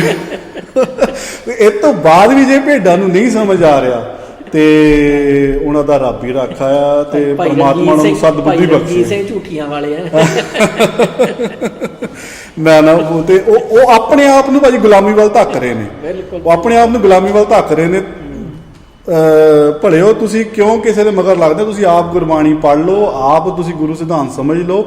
ਤੁਸੀਂ ਕਿਸੇ ਤੋਂ ਕਿਉਂ ਆਸ ਰੱਖ ਰਹੇ ਕਿ ਉਹ ਤੁਹਾਨੂੰ ਦੱਸੇ ਕਿ ਗੁਰਬਾਣੀ ਸਿਧਾਂਤ ਕੀ ਹੈ, ਗੁਰਮਤਿ ਕੀ ਕਹਿੰਦੀ ਹੈਗੀ ਹੈ? ਨਹੀਂ ਆ ਇਹੀ ਨੁਕਤਾ ਜਿਹੜਾ ਆ ਵੀ ਲੈ ਲਓ ਵੀ ਜਿਹੜੇ ਕਹਿੰਦੇ ਆ ਵੀ ਅਸੀਂ ਪੁਜਾਰੀ ਦੇ ਰੱਬ ਤੋਂ ਦੂਰ ਆ। ਬਿਲਕੁਲ ਕੋਈ ਮੂਰਖੋ, ਕੋਈ ਤੁਸੀਂ ਰੱਬ ਤੋਂ ਦੂਰ ਦੀ ਤੇ ਗੱਲ ਕਰਦੇ ਆ, ਪੁਜਾਰੀ ਤੋਂ ਦੂਰ ਤੇ ਤੁਸੀਂ ਅਜੇ ਵੀ ਨਹੀਂ ਹੋਏ। ਢੱਡਰੀਆਂ ਵਾਲਾ ਪੁਜਾਰੀ ਜਿਹੜਾ ਇਹ ਤੁਸੀਂ ਬਣਾ ਕੇ ਬੈਠੇ ਆ ਵੀ ਉਹਦੀ ਤੁਸੀਂ ਕਹਿ ਲਓ ਵੀ ਉਹਦੇ ਉੱਤੇ ਸਵਾਲੀਆ ਚਿੰਨ੍ਹ ਜਿਹੜਾ ਆ ਵੀ ਉਹ ਲਾਉਣ ਤੋਂ ਵੀ ਤੁਸੀਂ ਡਰਦੇ ਆ ਵੀ ਗਾਲਾਂ ਨਾ ਪੈਣ, ਵੀ ਕਿਤੇ ਸਾਡਾ ਜਲੂਸ ਨਾ ਕੱਢ ਦਿੱਤਾ ਜਾਵੇ। ਵੀ ਜੇ ਤੁਸੀਂ ਵਾਕਈ ਪੁਜਾਰੀ ਵਾਲੇ ਰੱਬ ਤੋਂ ਦੂਰ ਹੋਣਾ ਚਾਹੁੰਦੇ ਆ, ਪੁਜਾਰੀ ਤੋਂ ਦੂਰ ਹੋਵੋ। ਪੁਜਾਰੀ ਤੋਂ ਦੂਰ ਹੋਵੋ, ਸਹੀ ਗੱਲ ਆ। ਪੁਜਾਰੀ ਤੋਂ ਦੂਰ ਹੋ ਨਹੀਂ ਰਹੇ ਤੇ ਪੁਜਾਰੀ ਵਾਲੇ ਰੱਬ ਤੋਂ ਦੂਰ ਹੋਣੇ ਦੀਆਂ ਤੁਸੀਂ ਗੱਲਾਂ ਮਾਰਦੇ। ਤੁਸੀਂ ਕੋਲੇ ਦੀ ਖਾਨ 'ਚ ਜਾ ਕੇ ਹੱਥ ਕਾਲੇ ਕਰਕੇ ਕਹਿ ਰਹੇ ਆ ਕਿ ਅਸੀਂ ਭਾਈ ਹੱਥ ਕਾਲੇ ਨਹੀਂ ਕਰਦੇ। ਤੁਹਾਨੂੰ ਹੱਥ ਨੇ ਜੇ ਕਾਲੇ ਨਹੀਂ ਕਰਨੇ, ਤੁਹਾਨੂੰ ਕੋਲੇ ਦੀ ਖਾਨ ਤੋਂ ਦੂਰ ਹੋਣਾ ਪੈਣਾ ਆ, ਤਾਂ ਤੁਹਾਡੇ ਕਾਲਖ ਨਹੀਂ ਲੱਗੂਗੀ ਸਰੀਰ ਦੇ ਉੱਤੇ। ਤੁਸੀਂ ਜੇ ਉੱਥੇ ਕੋਲੇ ਦੀ ਖਾਨ 'ਚ ਬੈਠ ਕੇ ਕਹਿੰਦੇ ਕਿ ਨਹੀਂ ਭਾਈ ਅਸੀਂ ਹੱਥ ਕਾਲੇ ਨਹੀਂ ਕਰਨੇ, ਅਸੀਂ ਦੂਰ ਹੱਥ ਕਾਲੇ ਕਰਨ ਤੋਂ, ਉਹ ਤੁਹਾਡਾ ਭੁਲੇਖਾ ਆ, ਤੁਹਾਡਾ ਵਹਿਮ ਆ। ਤੁਸੀਂ ਉਹ ਤੁਹਾਡੀ ਇੱਛਾ ਆ, ਤੁਹਾਡਾ ਇੰਡੀਪੈਂਡੈਂਟ ਡਿਸੀਜਨ ਹੈ ਕਿ ਤੁਸੀਂ ਇੱਦਾਂ ਗੁਲਾਮੀ ਦੇ ਵਿੱਚ ਜੀਣਾ ਆ ਜਾਂ ਗੁਰਬਾਣੀ ਸਿਧਾਂਤ ਸਮਝ ਕੇ ਆਪਣੀ ਜਿਹੜੀ ਮਾਨਸਿਕ ਆਜ਼ਾਦੀ ਦੇ ਵਿੱਚ ਜਿਹੜੀ ਖੁਦ ਮੁਖਤਿਆਰੀ ਦੀ ਗੱਲ ਜਿਹੜੀ ਗੁਰੂ ਸਾਹਿਬ ਨੇ ਕੀਤੀ ਹੈ, ਜਿਹੜਾ ਇਹ ਰੋਲਾ ਪਾ ਰਹੇ ਨਾ ਕਿ ਅਸੀਂ ਖੁਦ ਮੁਖਤਿਆਰ ਬਣਾ ਰਹੇ ਹਾਂ, ਇਹ ਤਾਂ ਗੁਲਾਮ ਬਣਾ ਰਹੇ। ਖੁਦ ਮੁਖਤਿਆਰ ਤਾਂ ਗੁਰੂ ਸਾਹਿਬ ਬਣਾ ਚੁੱਕੇ ਆ, ਉਹ ਸਾਰਾ ਕੁਝ ਉੱਥੇ ਪ੍ਰੋਸੈਸ ਪਿਆ ਆ, ਤੁਸੀਂ ਉਹਨੂੰ ਅਡਾਪਟ ਕਰ ਲਓ। 1699 ਦੀ ਵਿਸਾਖੀ ਨੂੰ ਗੁਰੂ ਪਾਤਸ਼ਾਹ ਨੇ ਖੁਦ ਮੁਖਤਿਆਰੀ ਦਿੱਤੀ ਸਾਨੂੰ, ਬਿਲਕੁਲ ਦਿੱਤੀ ਹੈ ਜੀ। ਵਾਹਿਗੁਰੂ ਤੇ ਸਿੱਖ ਦੇ ਵਿੱਚੋਂ ਵੀ ਜਿਹੜਾ ਪੁਜਾਰੀ ਸੀਗਾ ਵੀ ਉਹ ਕੱਢ ਦਿੱਤਾ। ਬਿਲਕੁਲ ਜੀ। ਤੇ ਉਹਨਾਂ ਨੇ ਸਿੱਧਾ ਹੀ ਕਹਿ ਦਿੱਤਾ ਵੀ ਠੀਕ ਹੈ ਵੀ ਈਵਨ ਵੀ ਜਿਹੜਾ ਈਵਨ ਗੁਰੂ ਪਾਤਸ਼ਾਹ ਦੀ ਆਪਣੀ ਜਿਹੜੀ ਪੋਜੀਸ਼ਨ ਸੀਗੀ ਜੀ ਉਹ ਵੀ ਉਹਨਾਂ ਨੇ ਇਸੇ ਕਰਕੇ ਬੈਨਿਸ਼ ਕਰ ਦਿੱਤੀ ਵੀ ਠੀਕ ਆ ਵੀ ਹੁਣ ਕਲੈਕਟਿਵਲੀ ਬਿਲਕੁਲ ਭਈ ਜਿਹੜੀ ਕੌਮ ਆ ਸਾਰੀ ਜੀ ਉਹ ਹੀ ਗੁਰੂ ਦੀਆਂ ਜਿਹੜੀਆਂ ਡਿਊਟੀਆਂ ਨੇ ਉਹ ਅਗਲੇ ਜਿਹੜੀ ਜਨਰੇਸ਼ਨ ਆ ਉਹਨਾਂ ਲਈ ਨਿਭਾਊਗੀ। ਬਿਲਕੁਲ। ਸੋ ਉਹ ਤੋਂ ਵੱਡੀ ਖੁਦਮੁਖਤਿਆਰੀ ਹੋਰ ਕੀ ਹੋ ਸਕਦੀ ਹੈ? ਬਿਲਕੁਲ। ਭਈ ਜਿੱਦਾਂ ਭਈ ਕੌਮ ਜਿਹੜੀ ਇੱਕ ਬੱਚੇ ਦੇ ਰੂਪ 'ਚ ਸੀਗੀ ਗੁਰੂ ਨਾਨਕ ਪਾਤਸ਼ਾਹ ਵਿੱਚ ਜੀ ਜੀ ਭਈ ਜਦੋਂ ਕੌਮ ਦਾ ਜਨਮ ਹੋਇਆ ਜੀ 200 ਸਾਲ ਤੱਕ 10 ਗੁਰੂ ਪਾਤਸ਼ਾਹੀਆਂ ਨੇ ਜੀ ਪੇਰੈਂਟਸ ਦਾ ਰੋਲ ਨਿਭਾਉਂਦਿਆਂ ਹੋਇਆ ਜੀ ਉਸ ਕੌਮ ਨੂੰ ਅਡਲਟਹੁੱਡ ਤੱਕ ਪਹੁੰਚਾਇਆ। ਬਿਲਕੁਲ। ਉਹ ਤੋਂ ਬਾਅਦ ਫਿਰ ਇਹ ਡਿਊਟੀ ਦਿੱਤੀ ਵੀ ਹੁਣ ਗਾਂ ਤੋਂ ਜਿਹੜਾ ਵੀ ਕੋਈ ਨਵਾਂ ਮੈਂਬਰ ਕੌਮ ਦੇ ਵਿੱਚ ਸ਼ਾਮਲ ਹੁੰਦਾ ਆ ਬਿਲਕੁਲ ਉਹਨੂੰ ਗੁਰੂ ਦੀ ਸਿੱਖਿਆ ਜਿਹੜੀ ਸਮਝਾਉਣੀ ਤੇ ਉਹਦੇ ਰਾਹ ਦੇ ਉੱਤੇ ਏਦਾਂ ਥਾਪੜਾ ਦੇ ਕੇ ਤੋਰਨਾ ਉਹ ਕੌਮ ਦਾ ਹੱਕ ਆ। ਬਿਲਕੁਲ। ਕੌਮ ਦਾ ਆਪਣਾ ਰੋਲ ਆ, ਡਿਊਟੀ ਆ ਜੀ। ਸੋ ਉਹ ਤੋਂ ਵੱਡੀ ਖੁਦਮੁਖਤਿਆਰੀ ਹੋਰ ਕੀ ਹੋ ਸਕਦੀ? ਬਿਲਕੁਲ। ਹੁਣ ਬਾਹਮਣ ਦਾ ਤੇ ਜ਼ੋਰ ਹੀ ਇਹ ਲੱਗਾ ਪਿਆ ਆ ਵੀ ਜਿਹੜੇ ਪੁਜਾਰੀ ਤੋਂ ਤੇ ਪੁਜਾਰੀ ਦੇ ਰੱਬ ਤੋਂ ਜੀ ਗੁਰੂ ਪਾਤਸ਼ਾਹ ਸਾਨੂੰ ਆਜ਼ਾਦ ਕਰਾ ਗਏ। ਬਿਲਕੁਲ ਜੀ। ਉਹਦੇ ਵੱਲ ਨੂੰ ਦੁਬਾਰਾ ਤੱਕੀਏ ਤੇ ਉਹ ਇਹਨਾਂ ਦੇ ਉੱਤੇ ਲੱਗਦੇ ਜਿਹੜੇ ਰੌਲਾ ਪਾਉਂਦੇ ਆ ਵੀ ਅਸੀਂ ਪੁਜਾਰੀ ਦੇ ਰੱਬ ਤੋਂ ਦੂਰ ਕਰ ਰਹੇ ਹਾਂ, ਪੁਜਾਰੀ ਦੇ ਰੱਬ ਤੋਂ ਤੁਹਾਡਾ ਖਹਿੜਾ ਛਡਾ ਰਹੇ ਹਾਂ, ਅਸਲ ਦੇ ਵਿੱਚ ਉਹ ਇਹ ਕਹਿ ਕੇ ਪੁਜਾਰੀ ਦੇ ਰੱਬ ਵੱਲ ਨੂੰ ਤੁਹਾਨੂੰ ਧੱਕ ਰਹੇ ਆ। ਬਿਲਕੁਲ। ਵੀ ਜਿੱਦਾਂ ਆਪਾਂ ਪਹਿਲਾਂ ਵੀ ਉਦਾਹਰਨ ਦਿੱਤੀ ਸੀ ਵੀ ਜਦੋਂ ਕੋਈ ਚੋਰੀ ਹੋ ਜਾਂਦੀ ਆ ਤੇ ਪਿੰਡ ਜਿਹੜਾ ਇਕੱਠਾ ਹੋ ਕੇ ਚੋਰ ਨੂੰ ਲੱਭਣ ਨੂੰ ਦੌੜਦਾ ਆ, ਸਭ ਤੋਂ ਅੱਗੇ ਜਿਹੜਾ ਦੌੜਿਆ ਹੁੰਦਾ ਆ ਵੇਖੇ ਵੀ ਚੋਰ ਨੂੰ ਲੱਭਣ ਲਈ ਸਭ ਤੋਂ ਜਿਹੜਾ ਆਤਰ ਹੁੰਦਾ ਆ ਤੇ ਉਹ ਆਪ ਹੀ ਚੋਰ ਹੁੰਦਾ। ਬਿਲਕੁਲ ਭਾਈ, ਸਹੀ ਗੱਲ ਆ। ਇਹ 'ਚ ਆਪਾਂ ਇੱਕ ਹੋਰ ਵੀ ਐਗਜ਼ਾਮਪਲ ਜੋੜ ਸਕਦੇ ਆ। ਹੁਣ ਜੇ ਆਪਾਂ ਛੋਟੇ ਬੱਚਿਆਂ ਦੀ ਗੱਲ ਕਰੀਏ, ਉਹਨਾਂ ਨੂੰ ਸਭ ਤੋਂ ਵਧੀਆ ਕੀ ਲੱਗਦਾ ਆ? ਚਾਕਲੇਟ ਲੱਗਦੀ ਹੈ ਜਾਂ ਟੌਫੀਆਂ ਲੱਗਦੀਆਂ ਆ। ਇਹਨੂੰ ਆਪਾਂ ਕੰਪੇਅਰ ਵੀ ਕਰੀ ਚੱਲੀਏ। ਹੁਣ ਜਿਹੜੇ ਬੰਦੇ ਪਰਮਾਤਮਾ ਦੀ ਭਾਲ ਦੇ ਵਿੱਚ, ਸੱਚ ਦੀ ਭਾਲ ਦੇ ਵਿੱਚ, ਉਹਨਾਂ ਵਾਸਤੇ ਉਹਨਾਂ ਨੂੰ ਸੱਚ ਚਾਹੀਦਾ ਆ, ਪਰਮਾਤਮਾ ਚਾਹੀਦਾ ਆ, ਰੱਬ ਚਾਹੀਦਾ ਆ, ਉਹ ਉਹਨੂੰ ਲੱਭ ਰਹੇ ਆ, ਉਹਨੂੰ ਉਹ ਚਾਹੀਦਾ ਆ, ਉਹਨਾਂ ਦੀ ਨੀਡ ਆ। ਇਦਾਂ ਹੀ ਬੱਚੇ ਦੀ ਨੀਡ ਆ। ਹੁਣ ਜਿਹੜਾ ਗਲਤ ਬੰਦਾ ਆ, ਗਲਤ ਅਨਸਰ ਆ, ਉਹਨੇ ਉਹਦੀ ਉਹ ਨੀਡ ਕਹਿਣਾ ਹੈ ਮੈਂ ਤੈਨੂੰ ਚਾਕਲੇਟ ਦਿੰਦਾ ਆ ਜਾ ਮੇਰੇ ਮਗਰ ਆ ਜਾ। ਉਹ ਚਾਕਲੇਟ ਲੈ ਕੇ ਉਹਨੂੰ ਕਿਡਨੈਪ ਕਰ ਲੈਣਾ ਆ ਤੇ ਕਿਤੇ ਵੇਚ ਦੇਣਾ ਆ। ਇਹੀ ਕੁਛ ਇਹਨਾਂ ਭੇਡਾਂ ਦੇ ਨਾਲ ਹੋ ਰਿਹਾ ਹੈ। ਇਹਨਾਂ ਨੂੰ ਦੱਸਿਆ ਜਾ ਰਿਹਾ ਕਿ ਜੋ ਤੁਹਾਡੀ ਨੀਡ ਆ ਨਾ, ਖੁਦ ਮੁਖਤਿਆਰੀ ਦੀ ਗੱਲ ਕਰ ਲਈਏ, ਪਰਮਾਤਮਾ ਦੀ ਗੱਲ ਕਰ ਲਈਏ, ਸੱਚ ਦੀ ਗੱਲ ਕਰ ਲਈਏ, ਕਿਸੇ ਦੀ ਵੀ ਗੱਲ ਕਰ ਲਈ, ਜਿਹੜੀ ਇਹ ਕਰਦੇ ਆ, ਇਹ ਨੀਡ ਦਿਖਾ ਕੇ ਉਹਨੂੰ ਕਿਡਨੈਪ ਕਰ ਲੈਂਦੇ ਆ ਤੇ ਆਪਣੇ ਥੱਲੇ ਆਪਣੀ ਭੇਡ ਬਣਾ ਲੈਂਦੇ ਆ। ਜਿੱਦਾਂ ਉਹ ਕਿਸੇ ਨੂੰ ਵੇਚ ਕੇ ਉਹਦਾ ਗੁਲਾਮ ਬਣਾ ਦਿੰਦਾ, ਫਿਰ ਉਹ ਭੀਖ ਮੰਗਾਉਂਦੇ ਆ, ਹੋਰ ਵਟਐਵਰ ਹੈ ਨਾ, ਉਦਾਂ ਹੀ ਇਹ ਕਰ ਰਹੇ ਆ। ਜੇ ਉਹਨੂੰ ਕੰਪੇਅਰ ਚੱਲੀ ਚੱਲੋ, ਇਹ ਉਦਾਂ ਹੀ ਗੁਲਾਮ ਬਣਾ ਕੇ, ਫਿਰ ਆਪਣੇ ਗੁਲਾਮ ਬਣਾ ਕੇ ਆਪਣਾ ਟੀਚਾ ਪੂਰਾ ਕਰਦੇ ਆ, ਆਪਣੇ ਮਕਸਦ ਲਈ ਉਹਨਾਂ ਨੂੰ ਸਰਵ ਕਰਦੇ ਆ, ਸਵਾਰਥ ਆਪਣੇ ਪੂਰੇ ਕਰਦੇ ਹੈਗੇ ਆ। ਤੇ ਇਹਨਾਂ ਚੀਜ਼ਾਂ ਨੂੰ ਜਦੋਂ ਅਸੀਂ ਬਰੀਕੀ ਨਾਲ ਭਾਈ ਸਮਝਦੇ, ਹੁਣ ਜਿਹੜੀਆਂ ਪ੍ਰੋਫੈਸਰ ਸਾਹਿਬ ਸਿੰਘ ਉਹਨਾਂ ਨੇ ਵੀ ਦਲੀਲਾਂ ਦਿੱਤੀਆਂ ਆ ਆਦਬੀੜ ਬਾਰੇ, ਜਦੋਂ ਮਤਲਬ ਦਲੀਲਾਂ ਨੂੰ ਭਾਜੀ ਕੰਪੇਅਰ ਕਰਦੇ ਆ ਤਾਂ ਸਾਨੂੰ ਸਾਰਾ ਕੁਝ ਕਲੀਅਰ ਹੋ ਜਾਂਦਾ ਹੈ ਕਿ ਕਿਸ ਤਰੀਕੇ ਨਾਲ ਦੁਸ਼ਮਣ ਸਾਡੇ ਤੇ ਹਮਲਾ ਕਰ ਰਿਹਾ ਆ, ਕੀਤਾ ਵੀ ਹੈ, ਕਰ ਰਿਹਾ ਆ। ਤੇ ਇਦਾਂ ਹੀ ਇਹ ਹਮਲਿਆਂ ਨੂੰ ਵੀ ਸਾਨੂੰ ਇਦਾਂ ਹੀ ਸਮਝਣਾ ਪੈਣਾ ਆ। ਜਦੋਂ ਉਹਨੂੰ ਦਲੀਲਾਂ 'ਚ ਲੈ ਕੇ ਜਾਓਗੇ, ਗੱਲਬਾਤ 'ਚ ਲੈ ਕੇ ਜਾਓਗੇ, ਡਿਸਕਸ਼ਨ 'ਚ ਲੈ ਕੇ ਜਾਓਗੇ, ਡਿਬੇਟ 'ਚ ਲੈ ਕੇ ਜਾਓਗੇ, ਤਾਂ ਤੁਹਾਨੂੰ ਇਹਨਾਂ ਦਾ ਅਸਲ ਚਿਹਰਾ ਸਾਹਮਣੇ ਆਉਣਾ ਆ। ਇਹ ਨਹੀਂ ਹੈਗਾ ਇਹਨਾਂ ਨੇ ਜੀ 2-4 ਗਾਲਾਂ ਕੱਢੀਆਂ ਜੀ, ਵਾਹ ਵਾਹ ਜੀ ਬੜੇ ਤਕੜੇ ਆ, ਬੜੇ ਉਹ ਤਕੜੇ ਨਹੀਂ, ਉਹ ਫੂਕਰੇ ਆ। ਉਹ ਤਕੜੇ ਔਰ ਫੂਕਰੇ ਦੇ ਵਿੱਚ ਸਮਝੋ, ਅਰਥ ਉਹਦਾ ਅੰਤਰ ਸਮਝਣ ਦੀ ਕੋਸ਼ਿਸ਼ ਕਰੋ ਤੇ ਤੁਹਾਨੂੰ ਤਾਂ ਸਾਰੀਆਂ ਚੀਜ਼ਾਂ ਸਮਝ ਆਉਣੀਆਂ ਜਦੋਂ ਤੁਸੀਂ ਉਹਨਾਂ ਨੂੰ ਦਲੀਲਾਂ ਦੇ ਵਿੱਚ ਪਾਓਗੇ, ਦਲੀਲ ਦੇ ਭਾਂਡੇ 'ਚ ਪਾਓਗੇ ਇਹਨਾਂ ਦੀ ਗੱਲਾਂ ਨੂੰ, ਤਾਂ ਤੁਹਾਨੂੰ ਸਾਰਾ ਕੁਝ ਸਮਝ ਆਉਣਾ। ਅਦਰਵਾਈਜ਼ ਨਹੀਂ ਤਾਂ ਤੁਸੀਂ ਇਹਨਾਂ ਦੀ ਭੇਡਾਂ ਬਣ ਕੇ ਹੀ ਰਹਿ ਜਾਣਾ ਆ। ਤੇ ਅੱਜ ਦੇ ਪ੍ਰੋਗਰਾਮ ਦਾ ਸਮਾਂ ਲਗਭਗ ਜੀ ਸਮਾਪਤੀ, ਤੇ ਇੱਥੇ ਹੀ ਸਮਾਪਤੀ ਕਰੀਏ ਤੇ ਅਗਲੇ ਹਫਤੇ ਫਿਰ ਇਸੇ ਹੀ ਆਰਟੀਕਲ ਨੂੰ ਅਸੀਂ ਅੱਗੇ ਕੰਟੀਨਿਊ ਕਰਾਂਗੇ। ਤੇ ਸਾਡੇ ਦੋਹਾਂ ਵੱਲੋਂ ਵਾਹਿਗੁਰੂ ਜੀ ਕਾ ਖਾਲਸਾ, ਵਾਹਿਗੁਰੂ ਜੀ ਕੀ